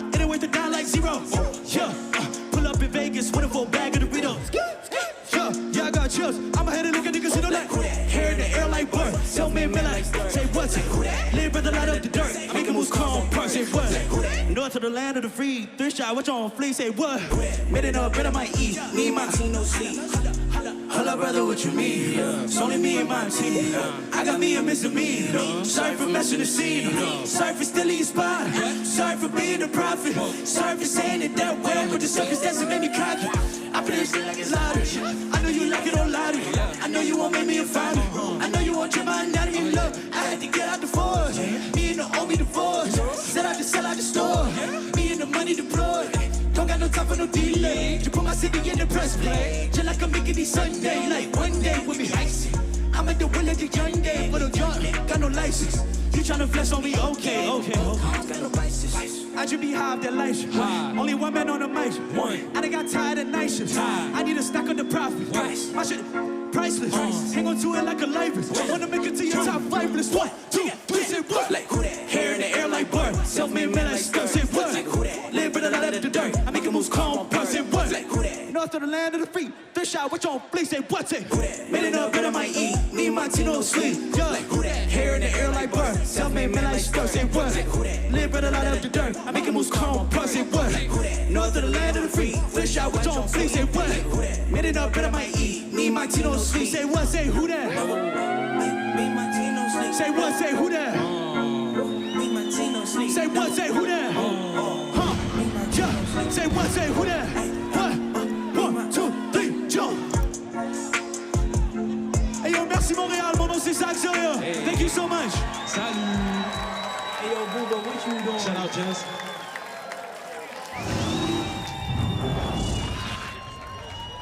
Hey yo, Booba, what you doing?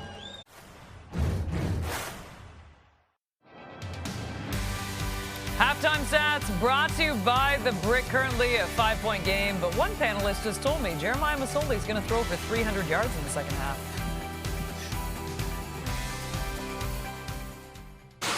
Time on a muggy night in Montreal on The Brick Thursday Night Football, and the Hamilton Tiger Cats trying to improve to 4-0. Are halfway there if they can hang on here. It's a much closer game. 18-13 over the Alouettes. It was 15-3 at the half a week ago before Hamilton really took over in the second half and ended up winning by 31 and could have won by more than that. But Vernon Adams looking a little more confident at the start, at least 10 for 15, 120 through the air. But that offense, great start, did slow down as the first half continued. So it's Frankie Williams back to return the kickoff from Boris Beatty. Hamilton had won the toss and deferred, so taking the ball in the second half. Momentum had clearly swung the Ticats' way. They had a late field goal on the last play of the half to improve their lead back to 5 points. Off the boot of Beatty. Down to Frankie Williams. As nighttime settles in here on the hill at McGill, and Williams is taken out of bounds across his 20. The first half of Jeremiah Masoli, Dwayne.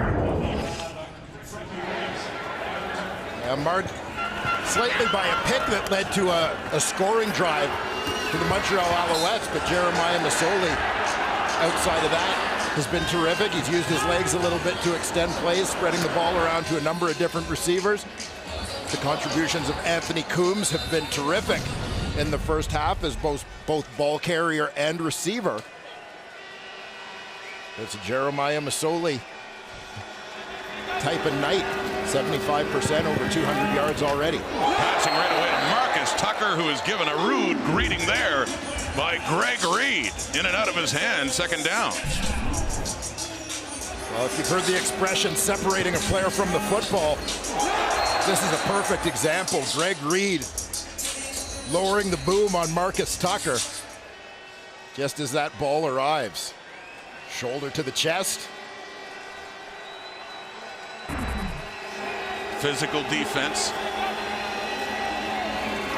Second down. Oh, nearly picked off that time. Good coverage in there by Seontae Evans, and the coverage for the Alouettes. So just like that, a very quick 2 and out to start the second half for the Hamilton Tiger Cats. Evans had position on that ball. Brandon Banks did well just to prevent the interception here. Working back to the football to get a hand in on it. Evans, who's established himself as one of the top halfbacks in the Canadian Football League over the last couple of years with the Calgary Stampeders, providing some leadership and stability on the back end here for this Alouette squad. Should be good field position for the Alouettes to start the second half as Hiralau gets it away, and a good punt though, chasing back Steph Logan to his 40. Goes one way, cuts back the other. And trying to find the corner, and he does. He finds the edge, and he's taken out there by Irons. And flags are down though back at the close to the point of the kick by Hiralau, about the Hamilton 15-yard line. Looks like there was a little bit of roughhousing. The indication against Montreal.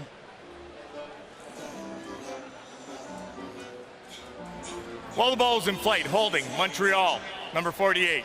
10-yard penalty, first down, Montreal. That's Jean-Gabriel Poulin. And Kahari Jones still looking for that first win, and tried to talk his quarterback, Vernon Adams, into having more of an even keel, even approach. And Dwayne, he looked sharp in the first couple of drives. Yeah, he certainly did. Again, working with good field position, able to play with some confidence. William Stanback contributing in the ground game. All of those things, I think, allowed Vernon Adams to be a little bit more settled in the early going. Seems to have some chemistry with the newcomer, Quan Bray. We'll see if that continues here in the second half. They scored in their first two possessions, and then the offense went cold for a while. Late field goal. William Stanback, though, he has been quite consistent with the exception of a fumble in that first half. He's had an excellent game so far, and a big carry. Another one for Stanback, well over 100 yards, getting that up to the Montreal 50. Yeah, lots of credit to Stanback and lots of credit to that young offensive line.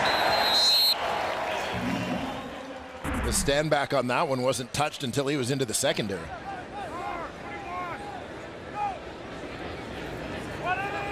So 95 yards on the ground and over 40 receiving. So a lot more than 100 yards combined. 141 combined for William Stanback, but that knocked down, and so we'll have 2nd and 10, Montreal. Well, again, Adrian Tracy, who I think has gotten his fingertips on a couple of footballs to deflect them in this ball game, ends up knocking that one down. Tracy, who is coming back from injury to start this season, one of the Cats' top pass rushers.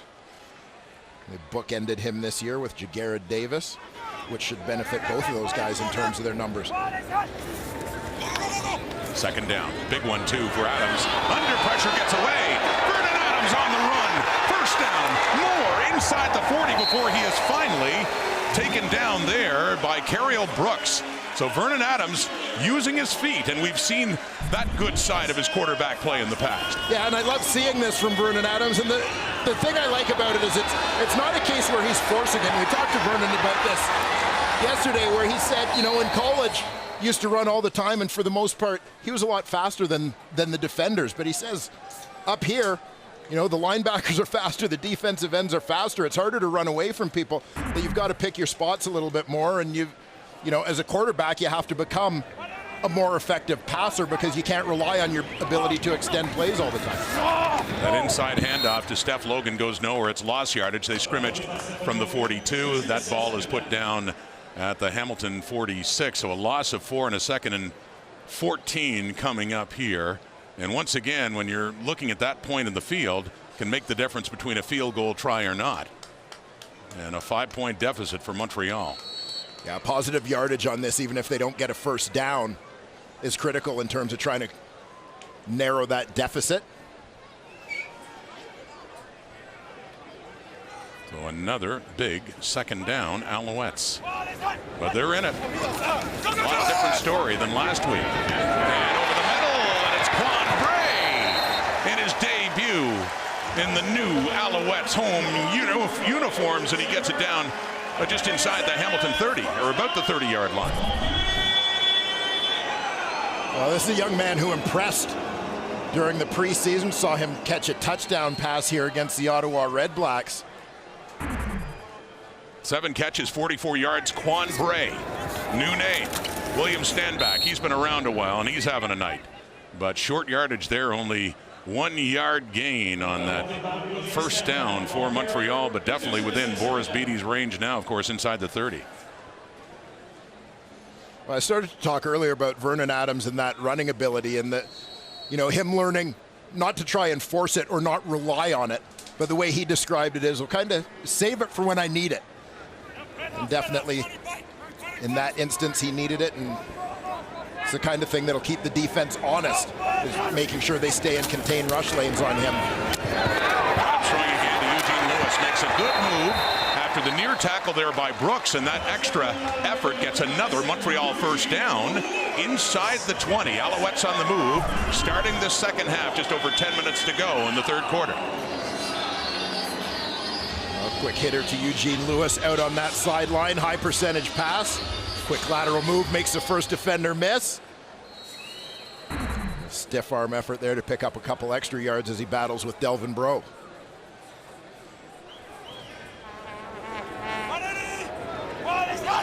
On this drive, 3 for 3 on second down conversion for the Alouettes. And Adams, that one is in behind the intended receiver, Steph Logan. A little dangerous there for Montreal on that first down. Second down inside the 20. And the Ticats seem to read that flow well, and sometimes it's the risk. You know, Brandon Banks used to go through some of the same thing when he was primarily a returner, and he was almost like a specialty guy, a specialty play guy or a package player on offense, that every time he comes into the game, he may as well be wearing an orange pinny or an orange pylon on his head, because everybody's going to pay extra attention. I think that was kind of what happened to Steph Logan on that play. All the flow went with it. Quickly back, going to his right and throwing it nowhere. Out of bounds it goes. They'll settle for a field goal try coming up for Boris Bede, which would get them back to within 2 points, where they've been a couple of times in this game. But as said, a stark difference at this point of the game, certainly, compared to last week when they lost going away by more than 4 touchdowns. Staying with it. And I should say the Alouettes trying to avoid an 0-3 start. You might be amazed to know, with their struggles in recent years, they haven't started 0-3 since their first year back in the CFL, moving from Baltimore in 1996. Looking for win number 1 in their third game of the season to start week 4. Boris Bede right through again. 3 more on the board for the Alouettes. Back to within 2. It's the Brick Thursday Night Football in the third quarter in Montreal.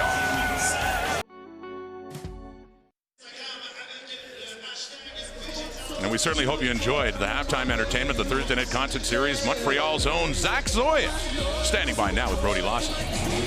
Zach, what a performance. The energy was insane. What did you think? Thank you so much. I mean, it was amazing. Damn, I couldn't ask for anything better, honestly. You're a native Quebecois. What's it like to perform at the iconic Percival Molson in front of this crowd? It's packed.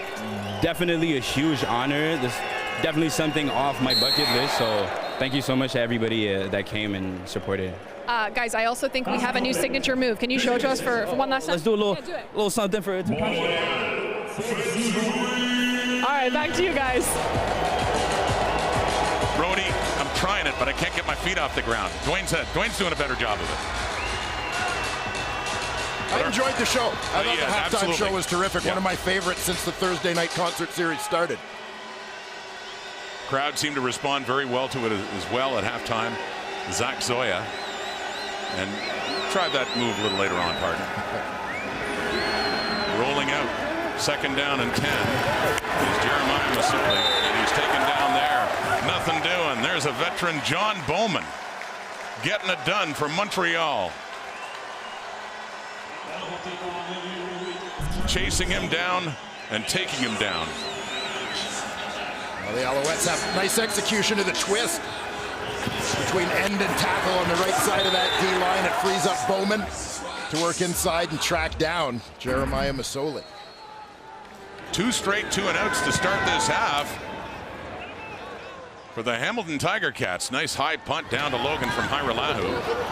Flag down for the 15-yard, no yards penalty. John Bowman still going strong here in Montreal in their opener. TV.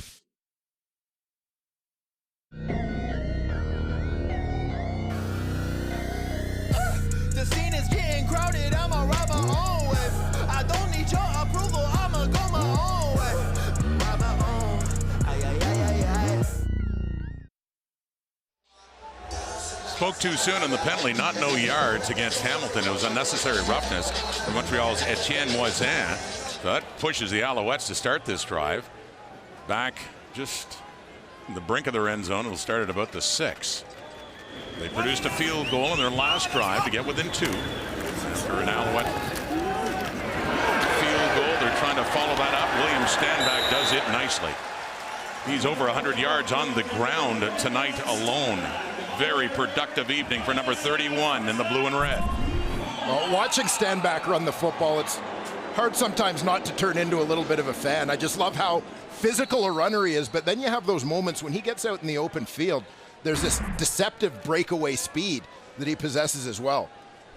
13 carries, 109 yards rushing for William Stanback in his second year.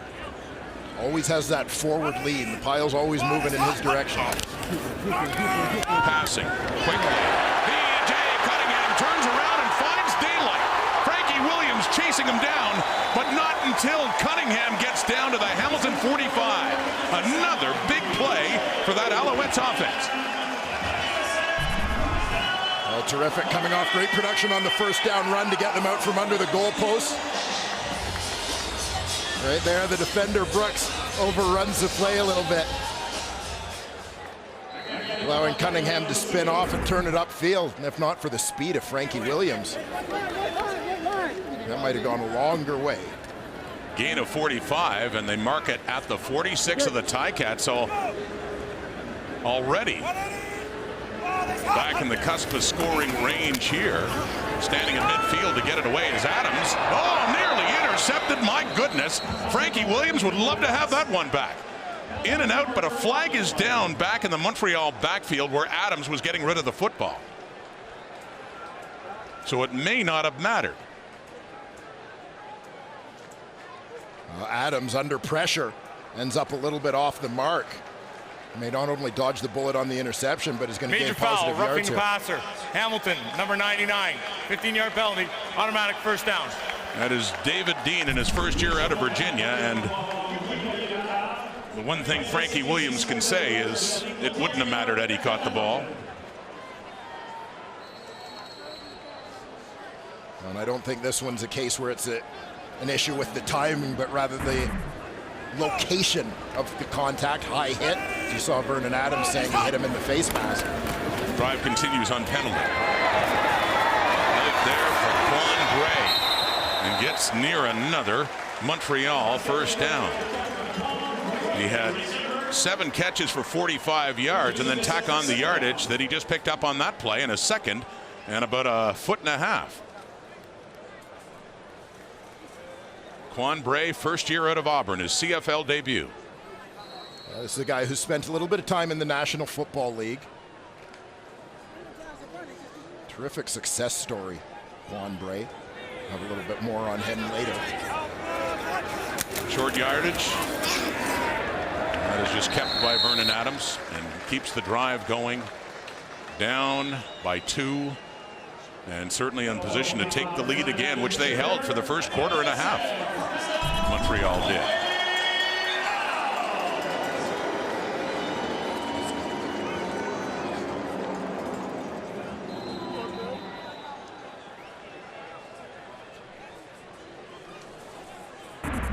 I mentioned the journey of Quan Bray. This is a young man whose mother was murdered, shot by his father, in fact, as he was about to go into his freshman year at Auburn. But overcame that, had a successful career both academically and athletically at Auburn. Parlayed that into an NFL opportunity and finds his way north this year and having an impact in his first game as a Montreal Alouette. The injured player, Sean Jamieson, getting up. We'll take a break and be back to Montreal. 1,507 rewards points. Because of an injury to right guard Sean Jamieson, look who's back and not retired just yet. Luc Jourdain thought he had his send-off when he started the game, just as a nice gesture and a symbol. And Kari Jones said, though, this isn't just ceremony. They wouldn't have done it if they didn't think he could still play. So here he is in his final game, and he's back getting more reps. And in at center as they shuffle things around on that offensive line for the Alouettes at a shotgun. Stanback with the football on 1st and 10, and he is going nowhere. Lots of Ticats there to take him down. Adrian Tracy, Dylan Wynn. 2nd down, lost yardage on that one. Imagine thinking you're never going to play again in your pro career, and suddenly, man down, there you go. An hour later, LBJ is back in. Yep. You know, I remember one of my former teammates and buddies, Mike Dumaresque, used to tell me being the 6th offensive lineman is like the worst job in football because you're not playing on any special teams or anything. You're over there on the sidelines. You know, Mike always used to lament the risk of drinking too much water and then having stomach cramps if you actually had to go in the game. And back to pass and an end zone look. Oh, interference definitely on Tunde Adeleke on Quan Bray. Lots of contact down, and so that should move right up to the 1 and a 1st and goal for the Alouettes. Interference. Hamilton, number 2. Ball within goal at the time of the foul. Automatic 1st down at the 1-yard line. Well, keep an eye on Quan Bray, a speedster himself. Straight down the pipe. Adeleke gets in that chase position. You saw the arm come across the chest while the ball was still in the air. Right here, reaches with the left arm.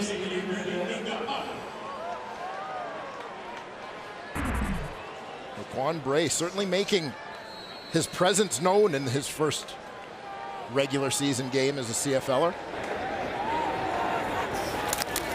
Adamson, the keeper, and 1st and goal, and not going anywhere there.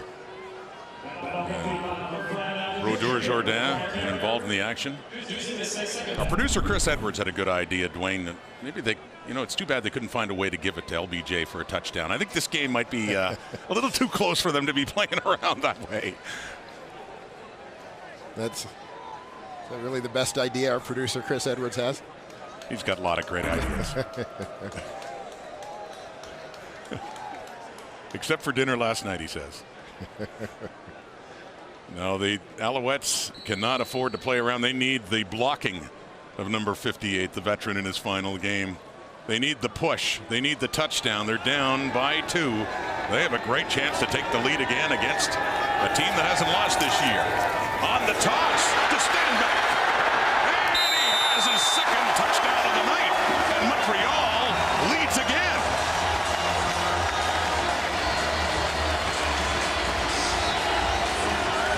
I love creativity over predictability in goal line situation. This is a terrific example. They sell this look as it's going to be an inside run. Everybody tightens up. Stanback last second. Takes off, catching the pitch. Outflanking the defense because everybody's thinking, we got to pitch down, we got to pitch down. He's going up the middle. And there you saw an example as well of the speed we talked about with William Stanback outrunning all the defenders to that corner.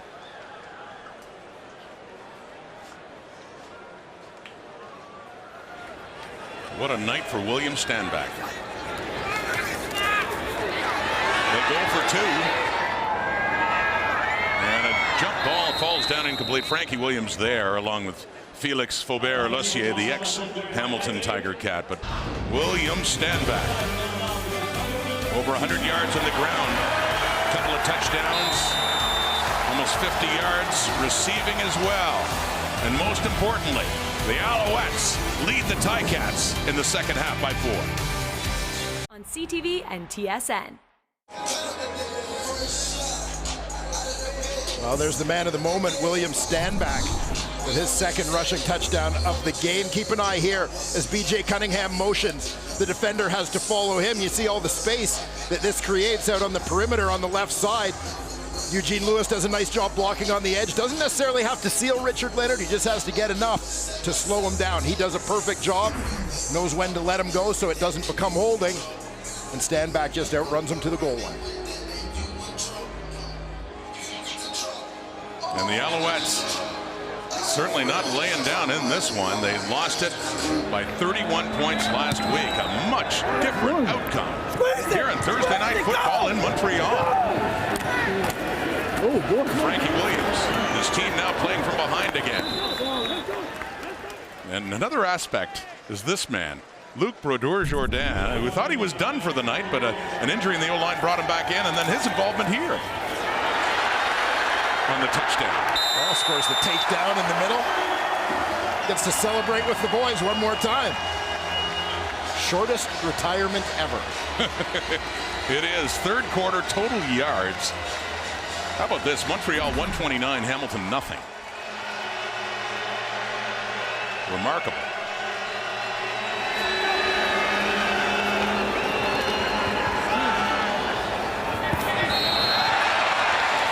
Trying to digest that stat, though. And no gain there, too, in the attempt to Mike Jones. And third quarters in the first 3 weeks have been much kinder to the Tiger Cats. Been a lot more productive. Well, they might have used some of those bullets in the first half as they actually seemed to get going earlier in this ball game than they had through the first couple of weeks of the season. Struggling to find a little bit of traction perhaps as the game goes on. Hamilton narrowly beat Saskatchewan in their opener, 23-17. They routed the Argos 64-14 in week 2. They routed the Ticats last week 41-10, but they're in a ball game right now. Down by 4. Mazzoli gets it away, and yes, they finally get yardage in this third quarter. And boy, we have not talked about Brandon Banks much in this game, not like the other games, but he is on the receiving end for a first down for the Tiger Cats. I like the work that Brandon Banks did as Jeremiah Mazzoli started to scramble on that play. Banks had a crossing route. He had come from the left side of the field all the way across to the right. He sees Mazzoli scramble, sells his guy that he's going deep, and then works back hard to the football as his quarterback comes towards him. Fast third quarter, 1:30 on the clock. The Ticats trailing a 1st and 10, up around their 40. Under pressure, Mazzoli is down. Bo Banner is there. So is Tommy Campbell. And a big defensive play for the Alouettes. And that is the first sack by the Montreal Alouettes this season, and comes at a pretty big time. Keep an eye on Bo Banner, bottom right corner of your screen. Tommy Campbell coming from the top. Those two guys converge. And Mazzoli had no place to go. He thought he could spin out back to his right side to get away from the rush of Banner, not knowing that Campbell had come on the corner blitz from the other side.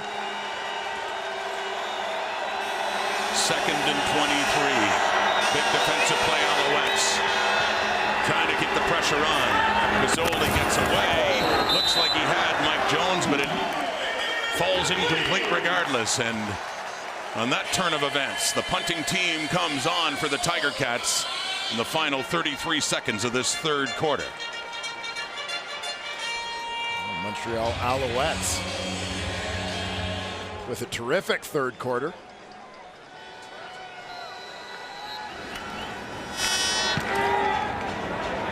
Off the punt by Harrelette. Steph Logan, flag down. The no yards on the catch and a 15-yarder.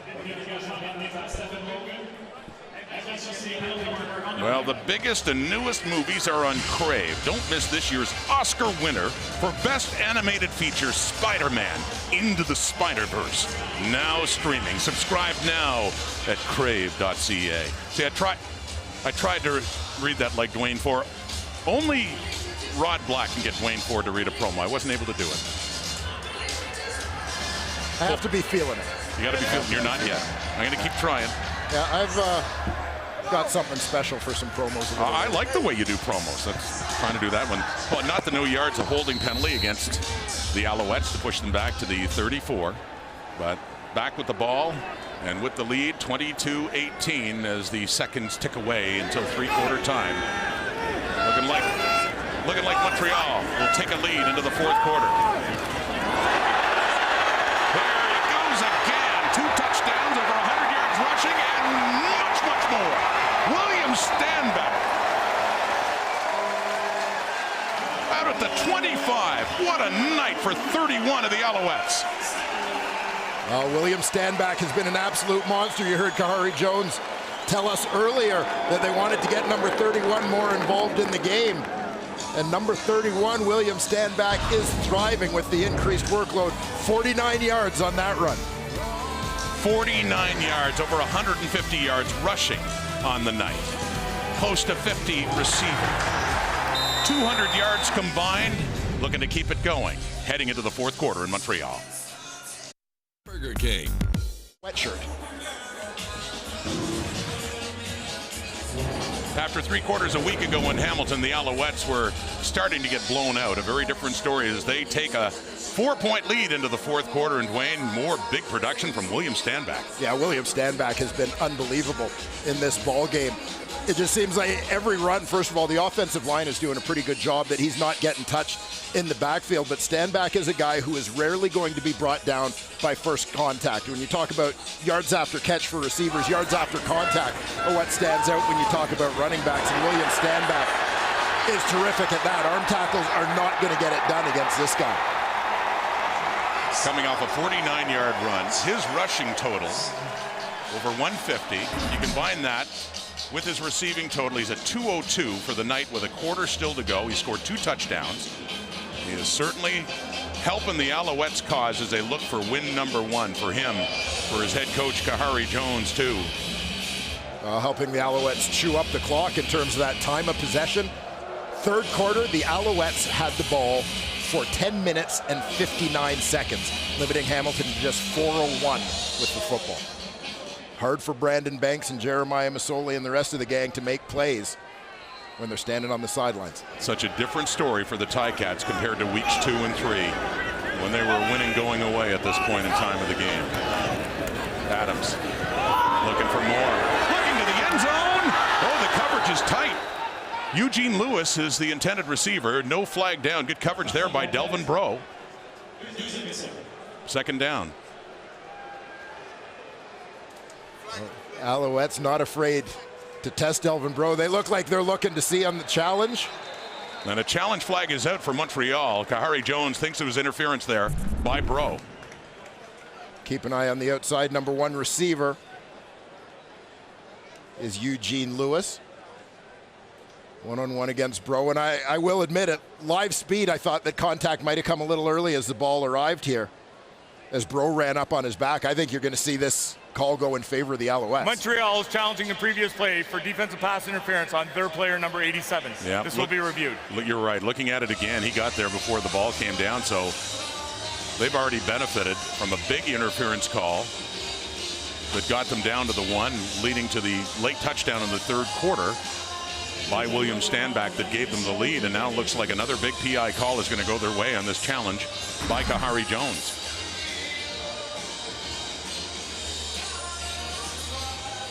I think it was DeVere Posey over there with the iPad who came scrambling over to Kahari Jones to show him that replay, encouraging the coach to throw that challenge flag.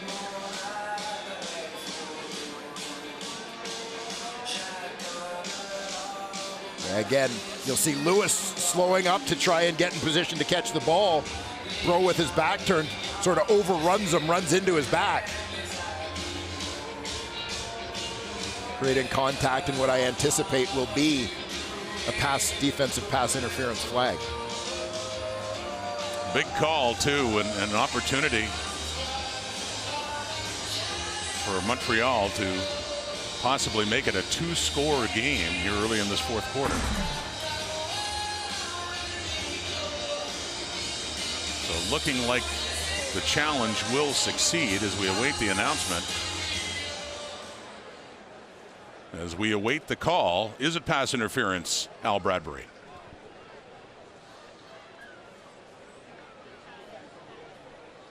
After review, defensive pass interference. Hamilton. Ball was in the goal at the time of the foul.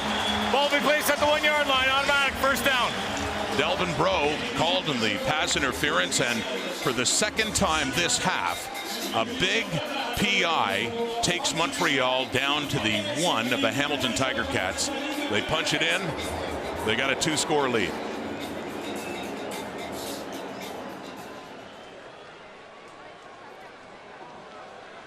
Last time they went to Stanback.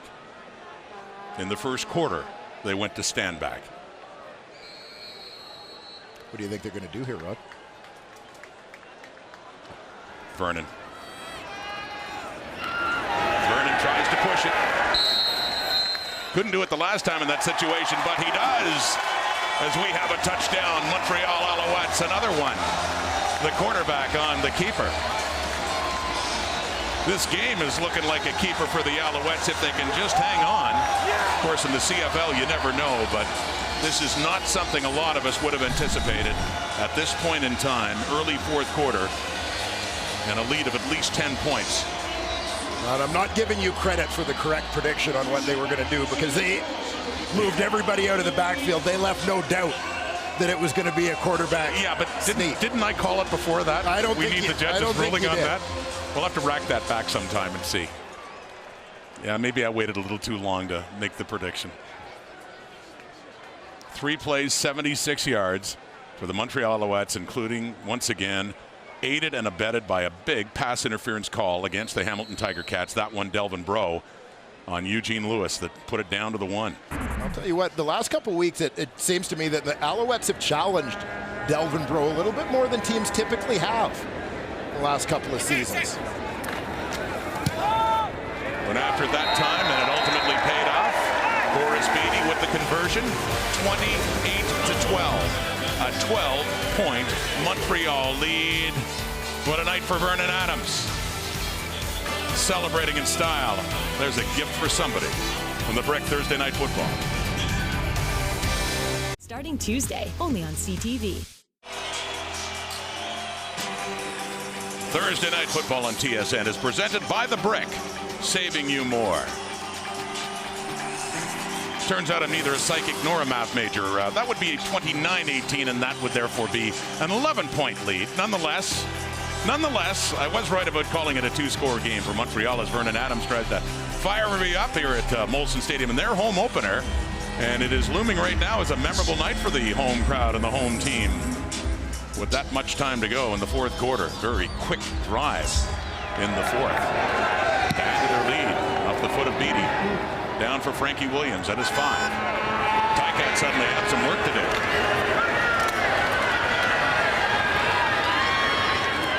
Williams ridden down after a solid return up to the 35. Well, there you see the points put up by the Hamilton Tiger Cats in the second and third quarters combined of their games thus far this season, essentially telling you in their victories they've done their damage through the middle part of the ball game. Through the second and third quarters tonight, particularly on the strength of the big third quarter, the Montreal Alouettes have tied the Hamilton Tiger Cats in what has been Ticat territory first 3 weeks. 81-19 until tonight, the difference for Hamilton. And yes, what a difference. And an even 12-12, and that's Anthony Coombs, who has had a very solid night, although things have been a lot quieter for the Ticats offense lately. Well, Anthony Coombs seemed to really sparked the Tiger Cat offense in the second quarter of this football game, but I don't think he had a touch in the third. Not many did. And it's Tucker, the intended receiver, and that falls incomplete. And just like that, 2 and out for the Tiger Cats, down by 11 points.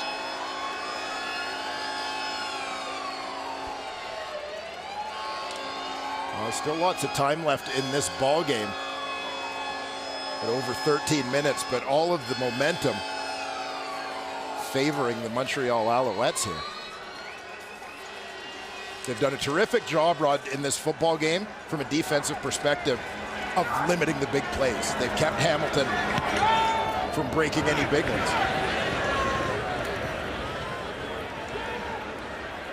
Coming up quickly for it on the hop and the no yards, Steph Logan on that return.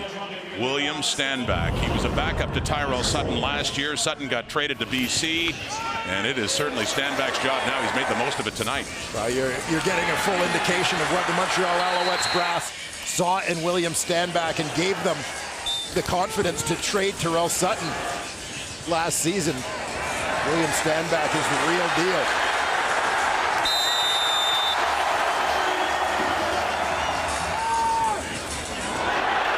Force in this football game. The confidence given to Vernon Adams and the confidence given to the Montreal offensive line by having that success running the football. Stand back again. Stand back and watch. Up across the 50. Inside that yardage in Tiger Cat territory again. He is But 213 yards on the ground. He's got a couple of touchdowns. And just a memorable night that just continues. He has been a beast on the ground. Let's watch the work of that offensive line. Doing a nice job. LBJ getting the most out of his final game, working up to second level off the double team there. This is a memorable night for a retired football player. Hangs him up, keeps the gear on, gets back in the game, and his team is winning. And that's Adams taking off, calls his own number, and a good gain on first down for Vernon Adams. Good gain and a good decision by Vernon Adams. Saw an opportunity when he was under pressure. Again, not forcing the run, not relying on the run, but when an opportunity is there or when the need is there, making the most of his athletic attributes. 6 carries for Vernon Adams, 32 yards, and he does have that touchdown on the keeper, the last score for the Alouettes early in this fourth quarter. And his passing, he's gone over 200 yards for just the second time in his career as a starter. The last one was against the Ticats in 2016. More from Stanback. They keep it on the ground. Why not? Because it's another first down for this impressive-looking Montreal offense. Well, we talk about Kahari Jones as the head coach, but let's talk about the work of Kahari Jones, offensive coordinator in this football game. He's doing a terrific job mixing things up, keeping balance between run and pass, and he's got the Tiger Cats defense off balance. On that last play, you can see the Tiger Cats defensive line flying upfield as Stanback's going the other way. Alouettes starting their drives in this half with big runs by William Stanback. 20, 12, 49, 12. 11 Stanback. And a look deep. Adams. It has him. They say yes, it's a catch by Eugene Lewis, who dropped it after he'd gone out of bounds. So first and goal, Montreal looking for more. Oh, this is Eugene Lewis once again working against Delvin Breaux. Breaux up in press coverage on him. Great release from Lewis to the inside to get in behind. Still tight coverage, but a perfectly thrown ball by Vernon Adams. He's able to spot the ball like that because he's got protection. He's got time. And the challenge flag is out on whether or not that ball was caught. I'm sure. Did he have control of it as he headed out of bounds? Eugene Lewis, Orlando Steinhauer with a big challenge here. With his Ticats, really can't afford to fall behind much further as they are down by 2 scores, 11 points right now. Hamilton is challenging the previous play, feeling that it's an incomplete pass. This will be reviewed. This is what he's challenging. What could loom as a dagger for the Alouettes as they get on the brink of the end zone. If this does count, we'll be back with the result. That's Help at a Glance with Nest Hub by Google Nest.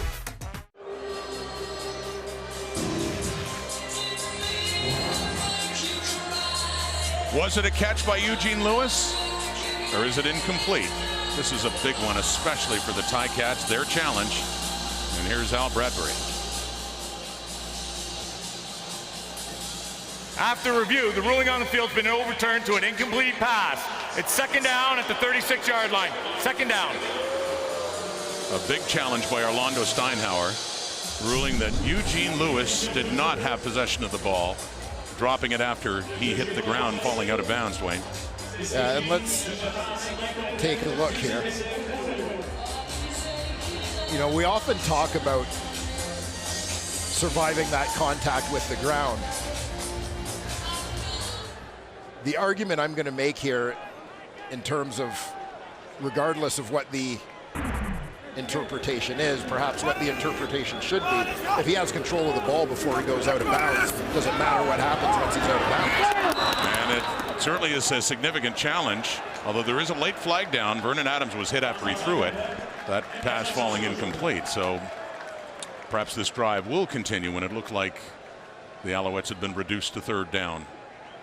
Dylan Wynn in there getting the hit on Vernon Adams. Jeff Reinbold. Major foul, roughing the passer. Hamilton, number 98. 15 yards, automatic first down.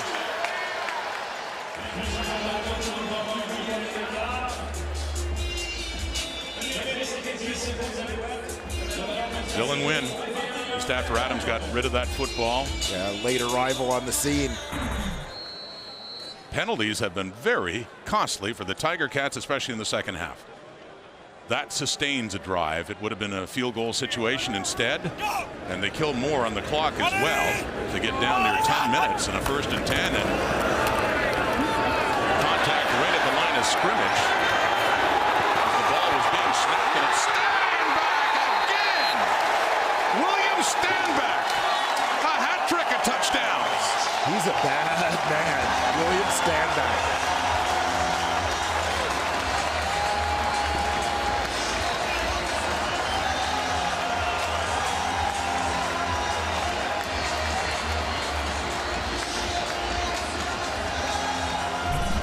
This is a play that looked like it was going to be stuffed in the backfield until you realize William Stanback is never brought down by the first tackler. Avoids, runs through arm tackles, little high hurdle,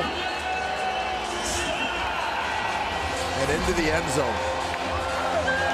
He has been unconscious tonight. Extraordinary night for second-year man William Stanback. Beatty again, up and through. He's been busy doing that lately. Thanks in large part to William Stanback, who has 3 touchdowns. He has 196 yards rushing to go along with the 46 through the air.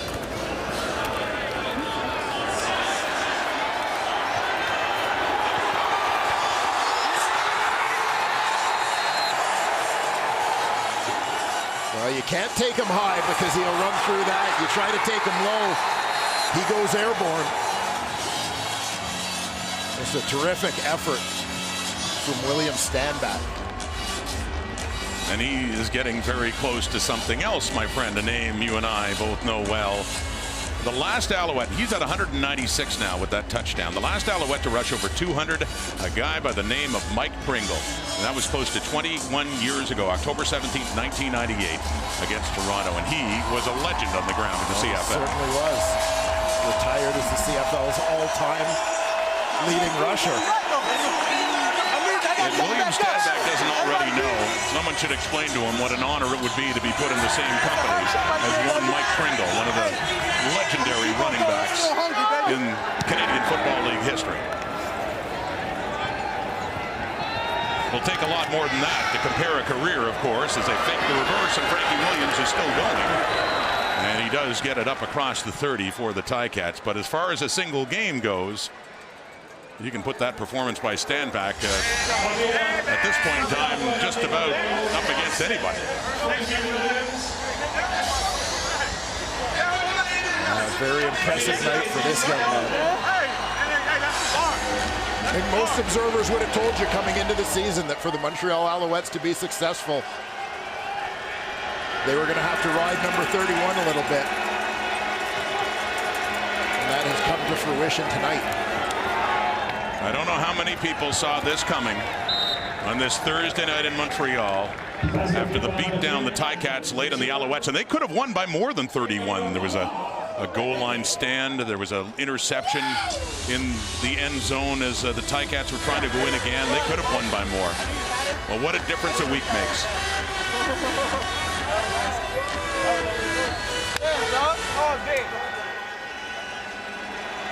Well-deserved oxygen break over there on the sidelines. He's been using up a lot of it, hasn't he? Running hard. If he's sucking wind, think about how the Hamilton defense feels right now. True enough. Ackland, he has a touchdown in the night. That seemed like a long time ago, Jalen Ackland for Hamilton.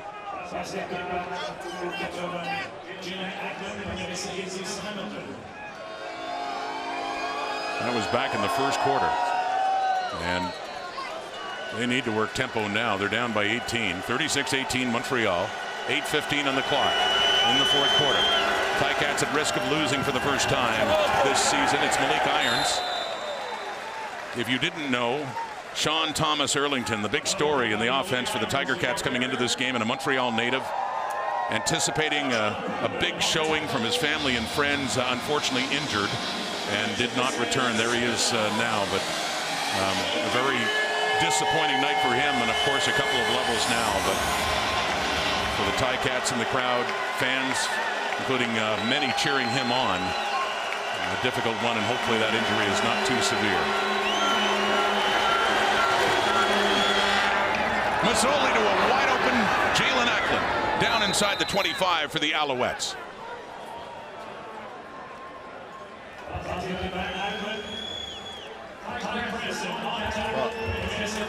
Now, I could have sworn it looked to me like the receiver right here, man inside of him, sorry, the number 3 receiver on that side, even slowed down because he thought he was offside.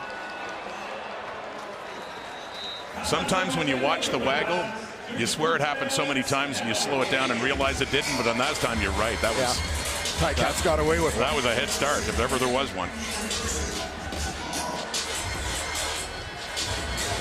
But on the incompletion, it is a second down. That's the 24 of Montreal. Brandon Banks, only 3 catches tonight. Luke Tasker, very quiet too. He's in the lineup. He's out there right now, but he looks like he banged up that shoulder again in the first half. Ticats need a touchdown. They need it soon. They get closer. There's Tasker, his first catch in a while, and it's a first down, so the sticks will move. Or will they?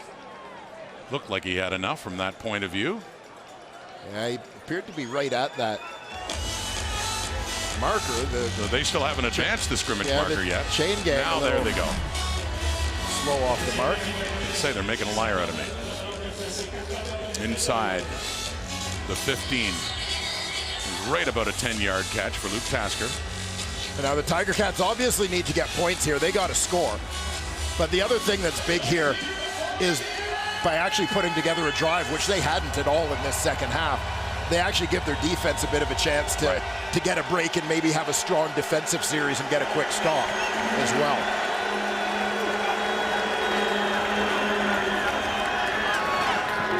There's a touchdown, Hamilton. Desperately needed. Jeremiah Mazzoli to Marcus Tucker. And his first touchdown. And Hamilton getting a little closer now. Yeah, Marcus Tucker, the rookie out of Northern Michigan, first got into the lineup when Luke Tasker went down in week 1.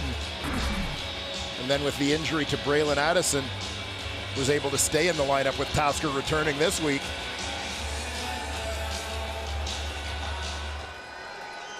So after the touchdown, 6 more on the board. They're going for 2 more, which would make it a 10-point game.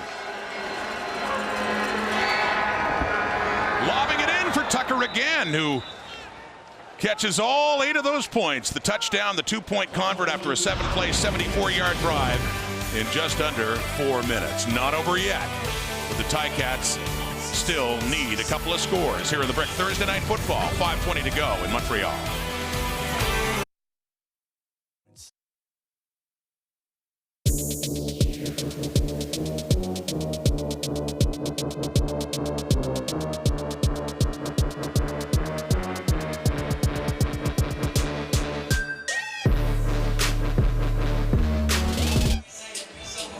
Big touchdown drive for the Hamilton Tiger Cats. Marcus Tucker on the receiving end and the 2-point convert from Jeremiah Mazzoli, who's gone over 300 yards passing again, by the way, but needs a whole lot more, I should say. I would think, as they're 10 points behind still with 5:20 to go in the clock here on Thursday Night Football. Will the Ticats still be unbeaten? Get him in. There are 2 more unbeaten teams looming tomorrow night, Winnipeg and Ottawa. And this is how it played out. Just when Hamilton's situation was looking bleak, Dwayne, they marched down the field and cap it off with this. That big play, nice route by Marcus Tucker. You saw the fake to the inside, got the defender to bite hard before that outbreak, and then sits it down. Beautiful catch in traffic over top of Greg Reed for the 2-point convert. Luke Tasker was actually wide open on the other side. The Cats took the hard way. Fortunately for them, it worked out. And got them with the 2-point conversion to 26 on the board, 10 down. The pressure's on the defense right here. But as you pointed out, they at least got a bit of a rest with that drive. And it's Adams. Everyone went for Stenback. And look at the room that Vernon Adams has on the ground. Another big carry for the quarterback of the Alouettes, who gets it up near midfield. Brilliant play call. William Stenback has absolutely gashed the Hamilton Tiger Cats defense time after time tonight. So who do you think they're going to be keying on when they're trying to run the clock and protect the lead? Well, of course, we're going to follow 31 out of the backfield. He goes this way, so does the entire defense. Vernon Adams could have walked. Well, as it stands, he is 60 yards rushing tonight. Vernon Adams, quite a night. And once again, the Alouettes start a drive, as they have all half, with a big run. And nothing can wear a defense down like a good running game.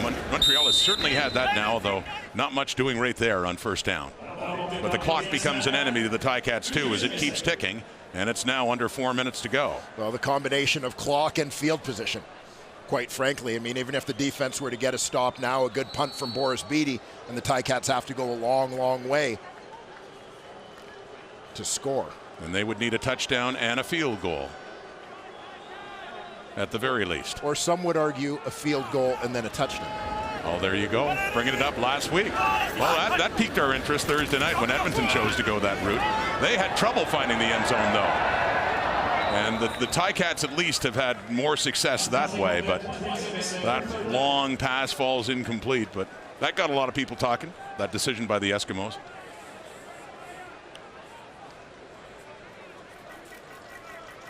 They were hurt a lot in that game by penalties.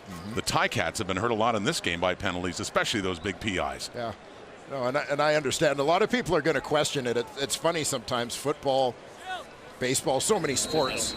You know, people get caught up in how we've always done it, that everybody freaks out a little bit when someone makes a decision that's outside of the box or that's based on a hunch or a feeling based on being in the flow of the game.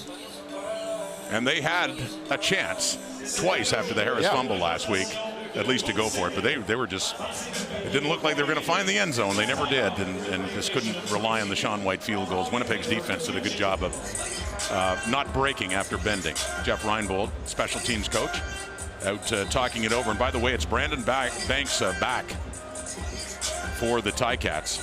He has touchdowns receiving, rushing, and on a missed field goal return over 100 yards for a touchdown. He does not have a punt return touchdown yet this season. Ticats could certainly use one from him now. It's been a quiet night for Speedy B, awaiting the Boris Beatty punt. Banks standing at his 10.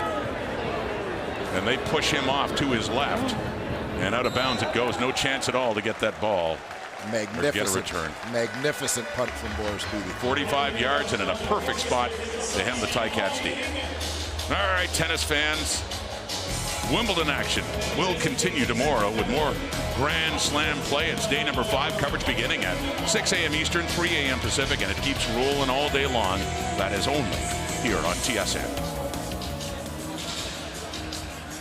Spend the whole day in front of the TV tomorrow. You've got Women's World Cup soccer. Yeah. You've got Wimbledon tennis. You do. And you've got Friday Night Football. I was going to say, Friday Night Football. Don't you forget it. We get the Bombers and the Ottawa Red Blacks, 2 2-0 teams. Be back in studio with the guys.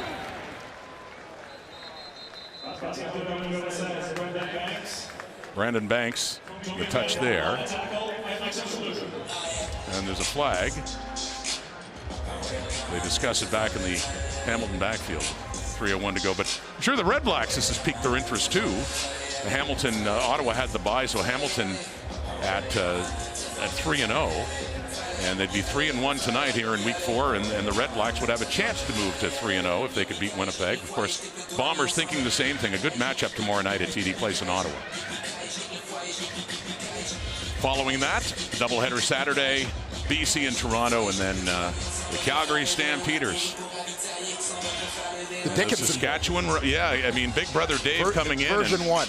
And Craig coming off his first win as a head coach just on Monday in Canada Day against the Toronto Argonauts. So they met in the preseason, but this is different. This is for keeps. And their first regular season meeting of the brothers as head coaches.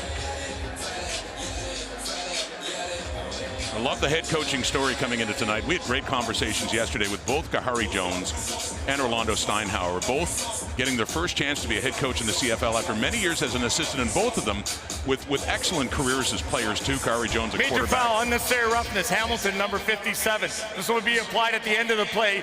Second down. Now I am going to point out, because we owe this to Orlando Steinhauer, that last week we showed Khari Jones completing a touchdown pass against Orlando. Orlando did have 4 career interceptions against Khari. So that's why he wanted to make good and sure that you were aware of that. That's right. When he was talking about it yesterday. So here we go, Ticats deep in their own zone, needing more, and that is Luke Tasker, ever dependable, and up around near first down yardage. Very close to it as we're down under 3 minutes to go, 2:55 on the clock. That's the warning. That's a first down, Hamilton. And that score is an Alouette 10-point lead, looking for win number 1 of the season. You're the wag.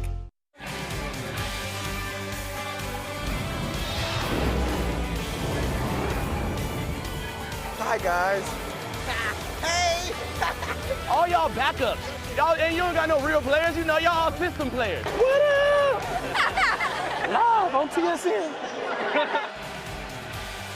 Now from mic'd up players to behind-the-scenes action, CFL Wired returns Thursday, July 11th, bringing you exclusive access to the latest CFL football highlights. You can catch it at 7 Eastern, 4 p.m. Pacific, only on TSN.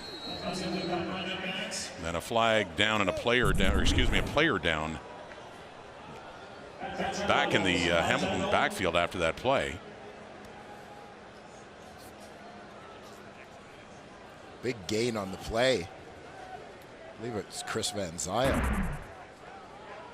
Number 54, the right tackle. It is indeed the man who's in his 12th year out of McMaster, all his career with the Toronto Argonauts until this one.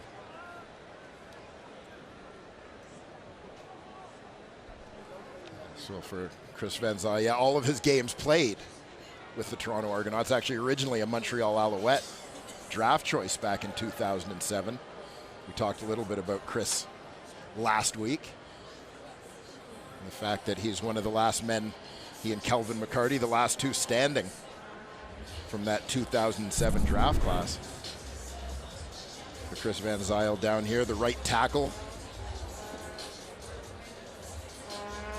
Bottom of the line. Watch the defender inside of him. And his right leg. Yeah. Woody Barron's left leg, it looked like clipped Van Zyl's right leg. Great story, Van Zyl, a defensive lineman at McMaster. There's former teammate from his rookie days, John Bowman. The defensive lineman at McMaster, we were talking to him about it before the game. As you know, I like my draft history, my draft quirks. So there are about 5 offensive linemen chosen ahead of Van Zyl, who was a D lineman. But in the entire draft class, the only other player from that 07 draft class who started a game at offensive line was Andrew Jones, who was his defensive line mate at McMaster. Both converted to O-line when they reached the CFL. And that time, it looks like they got early movement. We were talking about how Ticats got away with one earlier. We'll see what this call is, but the flag came out just as one of the waggling Ticat receivers crossed the line of scrimmage. A couple of flags down, though, on both sides of the field.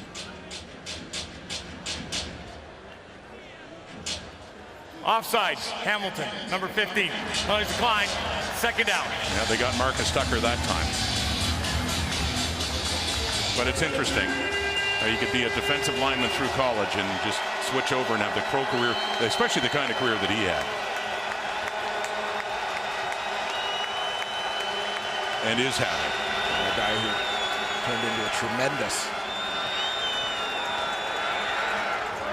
Mazzoli throws it away on second down and 20. And barely 2 minutes left and still a 10-point ball game. And a rather massive 3rd and 20 here, facing the Hamilton Tiger Cats.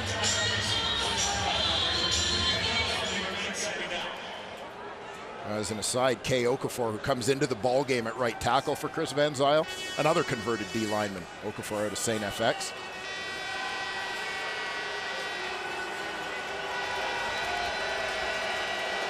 And they move like a holding call. They move it up now, or excuse me, a defensive penalty up 10 yards. And Hamilton does get a first down. Ackland on the receiving end. So a first down inside the 45. Little confusion there with the yard markers. Illegal contact.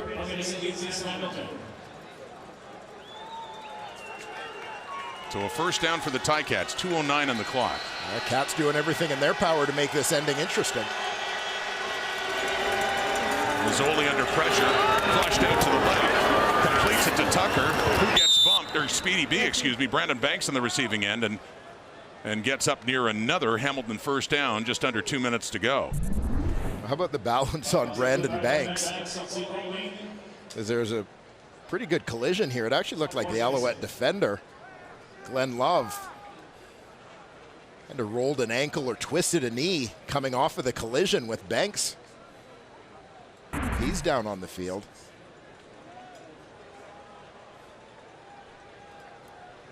Brandon Banks just kind of bounced off of that one, got knocked a whole bunch of yards back, but then kept on going to turn it upfield. And as said, a quieter night for Brandon Banks compared to the magic he'd been working in the first, especially in week 2 and week 3. But 5 catches, 75 yards receiving, so quiet night for him. On the hit there by Glenn Love, and twisted that right leg after Banks got free. Yeah, very awkwardly, kind of lost his balance off of the contact. Watch the right lower leg of Glenn Love. After the contact here, he kind of catches a toe, but really seemed to.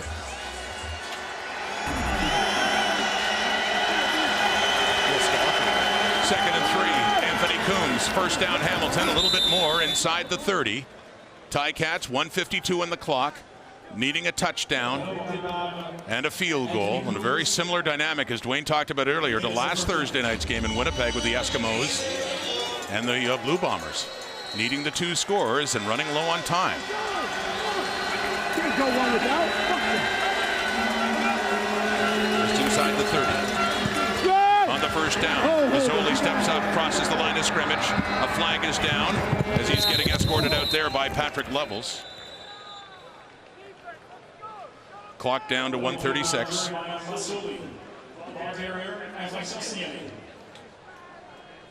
On a heads-up play by Mazzoli, rather than trying to scramble to get an extra few yards, he heads for the sidelines to get that clock stopped. Illegal contact on the receiver. Montreal, number 3. 10-yard penalty. First down. So Levels, who later on escorted Mazzoli out, got called for illegal contact, and that moves it inside the 20 and a first down for the Ticats. Hamilton comes into this game at 3-0. The Alouettes come into this game at 0-2. The Ticats on that 3-0 start, it's their best since 2004. They were trying to push it to 4-0, which would have been their best in 30 years since 1989. But barring some drama here, Montreal's looking pretty good as Mazzoli tries the end zone. Mike Jones hanging on to that football and just outside the end zone. It'll be a 1st and goal for the Ticats. They need a touchdown and a field goal, but a flag is down. And lo and behold, as they discuss this is coming back. Hamilton, number 59, 10-yard penalty, remains first down. Kay Okafor is in for Chris Van Zyl. The injured right tackle is called for the hold. And how close was that to the Ticats getting the touchdown they need and getting within a field goal in the dying minutes of this game?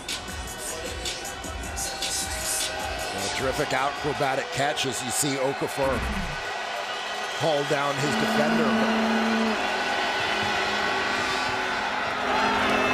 Further back, they try again, and Enoch Mwamba's there pushing Brandon Banks back to the 30, so 1:20 on the clock. And it'll be a long second down for the Ticats. Nice catch. Holding penalty Obviously proving costly, as the Cats would have been right down at the 1-yard line, could have punched it in quickly.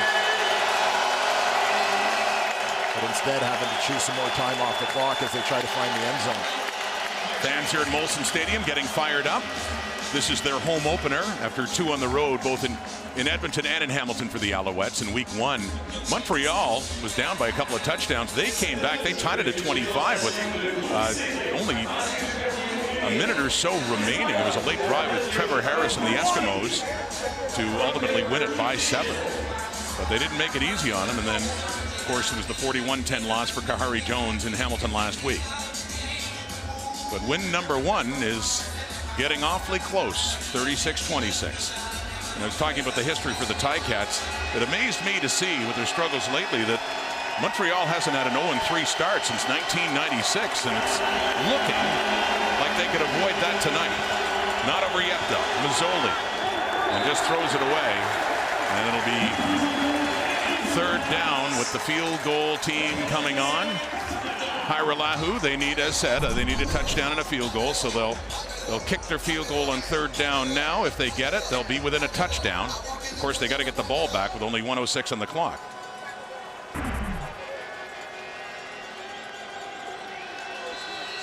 A drive that started off looking kind of promising for the Tiger Cats in terms of the rate at which they were making their way down the field.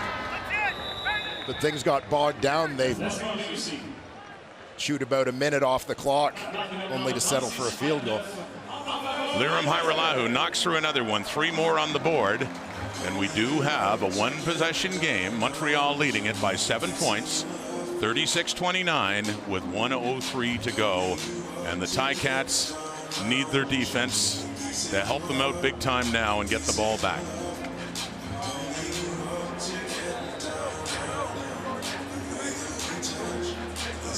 Anticipate. Or a short kick, obviously. Yeah, I was going to say anticipate the hands team coming out for the Alouettes. And some anticipation of that short kick from the Tiger Cats with a minute to go.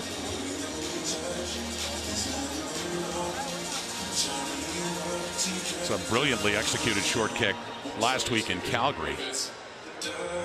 It sparked the Stampeders' dramatic comeback, 11 points down with under 3 minutes to go. Led to the Nick Arbuckle to Eric Rogers. 2 kickers here for the Cats. Using them both, and Hiralahu does it. And did he touch it before it went out of bounds? Or did he touch it before he went out of bounds?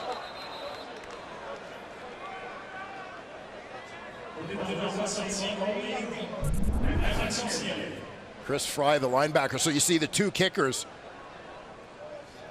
Gabriel Amaviska fakes the kick. Liram Hiralahu does kick it, but Chris Fry steps out of bounds before he touches the ball.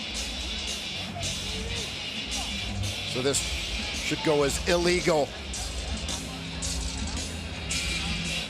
Well, if he's in the air, if his left foot was in bounds.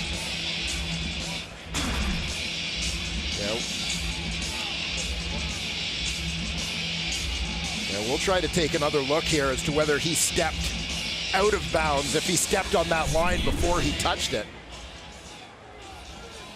If he stepped on the line. If he didn't step on the line, oh yes, he did. That left foot, he definitely so did. He's now out of bounds. He can't come back in bounds. The ruling on the field is that the kickoff was out of bounds when it was touched by the Hamilton player. Therefore, it's an illegal kickoff. It'll be Montreal's ball, 1st down. Yeah, the ball wasn't actually out of bounds. So 1:02 on the clock, and it's become that much more perilous for Chris Fry and the Hamilton Tiger Cats, product of Michigan State. Jeff Reinbold, the special teams coordinator, arguing, but to no avail, as it is Montreal football as the Alouettes are closing in on their first win of the season. They had an 0-2 start a couple of times in the last 23 years. Last year they started 0-2, but they went to Saskatchewan and they won in week 3. So looking to improve their record to 1-2 again.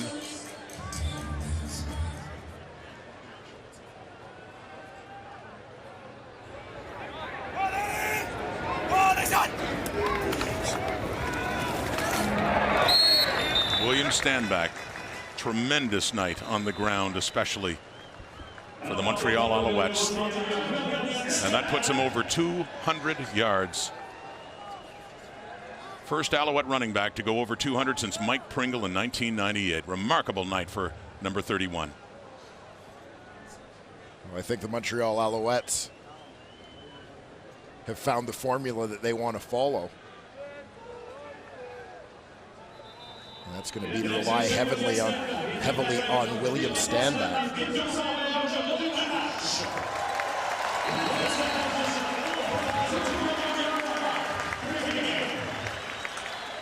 You've got an offensive line with 2 first-year starters. Big second down here. Stanback again.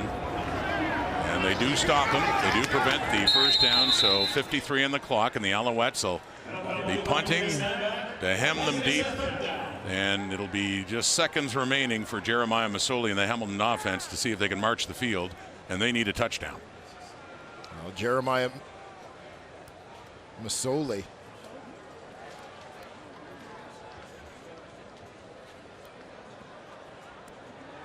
If Boris Beatty is able to come up with another masterful punt like he did last time, get it out of bounds, no return down around the 10-yard line.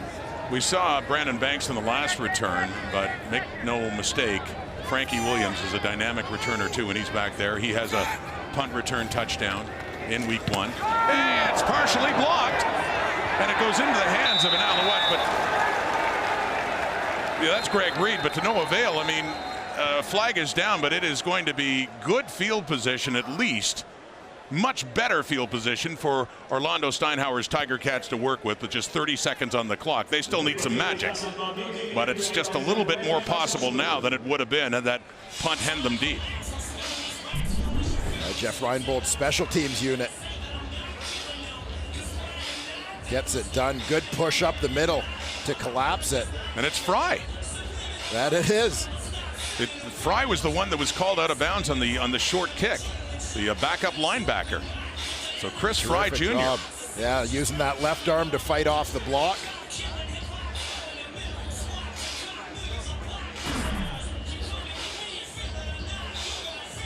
In his first year at a Michigan State, Chris Fry gets a piece of it, and it gives...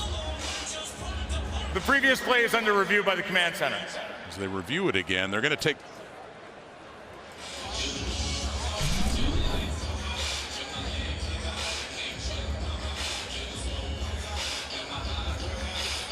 in and then contact with Beatty as he comes down.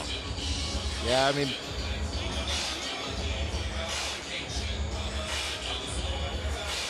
Beatty's ankle gets clipped. The left foot lands. He doesn't have a chance to get his right leg back down and before that contact occurs. Correct me if I'm wrong, but one of the rule changes was that even if you do get a piece of the ball, you can't contact the kicker.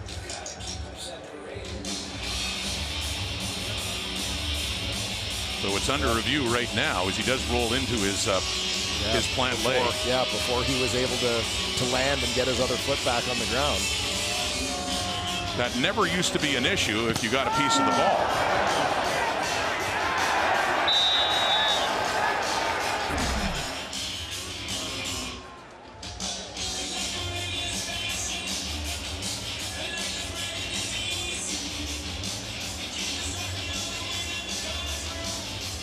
I expect. Looks like a roughing the kicker call will be coming up. I expect the roughing the kicker call based on what we saw in that replay. Terrific effort nonetheless from Chris Fry. He's doing what he's got to do in the situation. And not much he can do to avoid Boris Beatty there if he wants to get a piece of the ball. Yeah, but he's fighting off a blocker. To protect the kickers, that was they made a change that it used to be if you got a piece of the ball, you'd be okay. Here's the call. After review, we have roughing the kicker, Hamilton number 33.